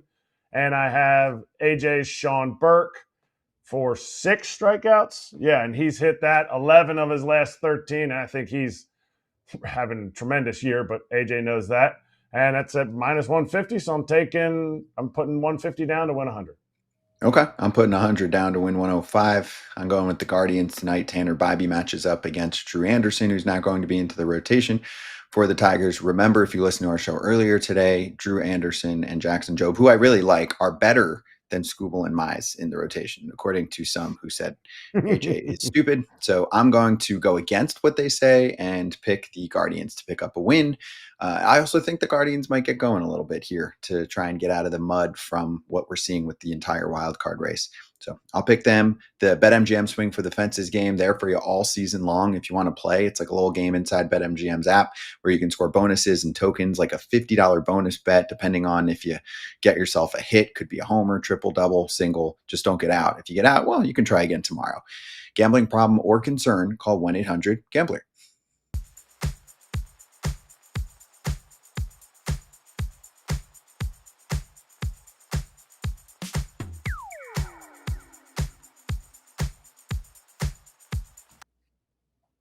Hey, the Angels just fired pitching coach Mike Maddox, assistant pitching coach Darryl Scott, and bullpen coach Dom Chidi. Sources telling Jeff Passan Maddox joined the team this past offseason, and he was working on, I'll add my commentary here, a classic Angels 1-year contract. Angels pitchers with about a 4.5 ERA, the most walks in baseball. AJ, the 1-year contract crew always works well. Here's my hands on my head. First of all, I know two of these 3. I played for Mike Maddox. He was a pitching coach in Texas. He's awesome. He knows his stuff. He's as prepared as any pitching coach I've ever been around. He's awesome. So to blame him, especially almost in September, is ludicrous to me. And I know Dom Chidi very well. I've known Dom Chidi since I was in high school. So he's also another guy that's been around. He's been with multiple organizations as a bullpen coach. He knows his stuff. Doesn't make sense why they're doing this. The only reason it makes sense is because they're the Angels and no one knows what the heck they're doing. But does it really matter at this point? I mean, you would think you'd want a guy like Mike Maddox and Dom Chidi that have been around the game with some of these young pitchers to try to help them develop them. But again, what do we know on this show? Nothing. You ask the people on Twitter. I'll tell you exactly what it is. How much money were they making? Time to get rid of them. They didn't perform magic. So they got rid of them. They still have to pay him. They still have to pay him. So what's the point then? I just said that. I don't know. The point is that they're John going to try and figure out a way, yes, for half-season contracts. Artie Moreno is going to look into that. Can we do half-season? We have convinced people to take 1 years. Can we figure out half-year deals? Can we do a monthly with our next manager? Right now it's still Kurt Suzuki, but the whole, everybody just watching their back kind of thing, it's just it's a bad look. I know a lot of assistant coaches and all that are often on one-year contracts. Not all of them, but many of them are. So I get that. But the point is they're just doing things differently. And it's one of those situations where you're like, why are you doing things differently from everyone else? And maybe John Mozeliak is about to clean that up if he's there long term. We'll see what happens. I do know that Artie Moreno is aware of a lockout coming up and doesn't want people on the books during that time period. So he will get to work there as well. Fun times. But yeah, we'll see. I mean, at least they picked up some prospects at the deadline. They don't usually do that. That's rare. They'll be in the big leagues soon because Artie's like, we ain't letting anybody sit in the minor leagues. You hit a few dingers and you're going up to the show.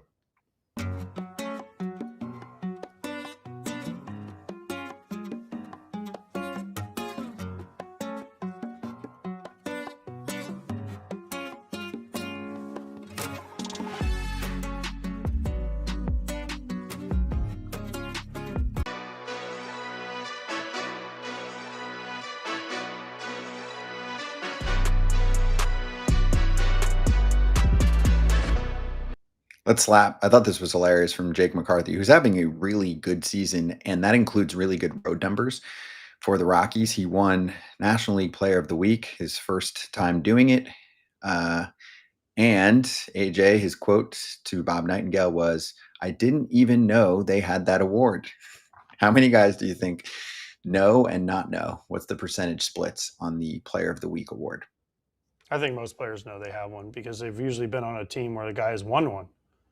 I mean, and then they have to go on and do interviews about it and people talk about it. And it usually means you're really hot. So, yeah, I'm surprised he said this, but I mean, most people know there's a player of the week and a player of the month and a pitcher of the week and a pitcher of the month and all that stuff. So I was a little surprised that he said that, but hey, I also didn't know there was a 4-out rule. So there's a lot of things we can learn. You can learn something new every day, kid. He was focused on the team too, not individual accomplishments, not weekly individual accomplishments. He's having a good year if you haven't seen it. He is. Former Diamondback, and we do have to say that about Paul Sewald, potentially. He was designated for assignment. He was racking up saves earlier this year. He was. But it's kind of gone the other way for him. So, I get they had to make that rule. AJ, do you have your Player of the Week trophies? Player of the Month trophies? They give you a watch. I'm sure I have it. It's probably stashed away in a safe somewhere. They give you a watch. They used to give you a watch. I think I won 2 of them. So they give you a watch, like a torneo. I don't know how to say it. Torneo watch. Okay. It says, and it's in great. It's nice. It says AL Player of the Week, and it gives you the week. It's kind of cool. That's cool. Awesome. We're staying on YouTube. Hang around with us. 3 minutes.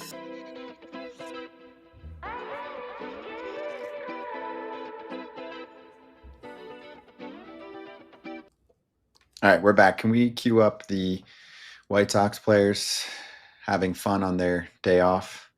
So AJ, Miguel Vargas and Sam Antonacci are buddies, and they have a common interest in mind. Do you know what that interest is? Did you see this?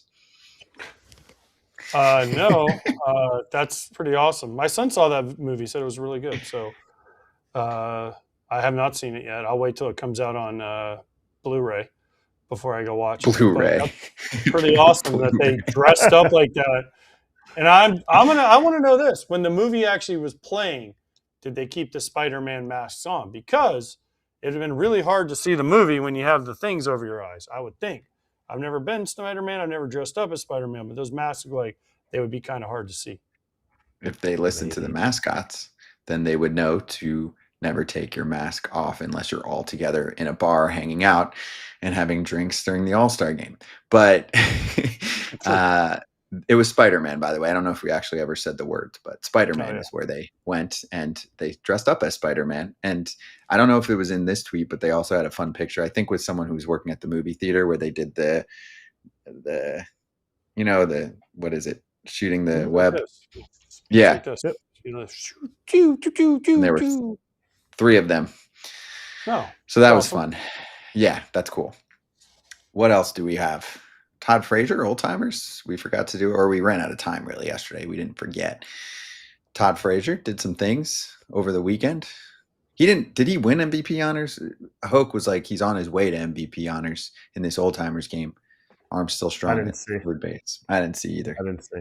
Michael Kay actually called out the crowd in general, I think on his radio show, saying like he would like to see the attendance better, and that he feels like, I mean, I'm paraphrasing on this part, but maybe the younger crowd doesn't care as much about this. Dang, maybe he's playing center field right there. I was going to say maybe they don't. That's what it looked like. I got to call Johnny and be like, Johnny, dude, what? You can't. We forgot how to catch out there. Was he number 18 when he played with the Yankees? Yeah. You know, is that who that was? And it was a lefty too. That was Clankopotamus giving Todd a knock. But I mean, Todd is not really an old timer. I mean, Todd's the same age as I was when I quit. So, like, he should be. But the play at third was legit. Yeah, he's a young timer that was eligible for the game for the first time. I know this. I was there for the first time. I got to watch this one time when I was a young Twins player, and they had Yogi Berra, Whitey Ford. I mean, they had all the names there, right? It was the coolest thing ever. I was young, and I was like, "Oh, I'm in Yankee Stadium for Old Timers Day," and it was packed. Now, I'm not knocking the guys who were there now, but you don't have Jeter there. You don't have some of the dudes there like you used to. So, again, I mean, it's hard. It's a hard thing. I mean, that's why teams have gone to home run derbies. Teams have done different things to try to get people to come.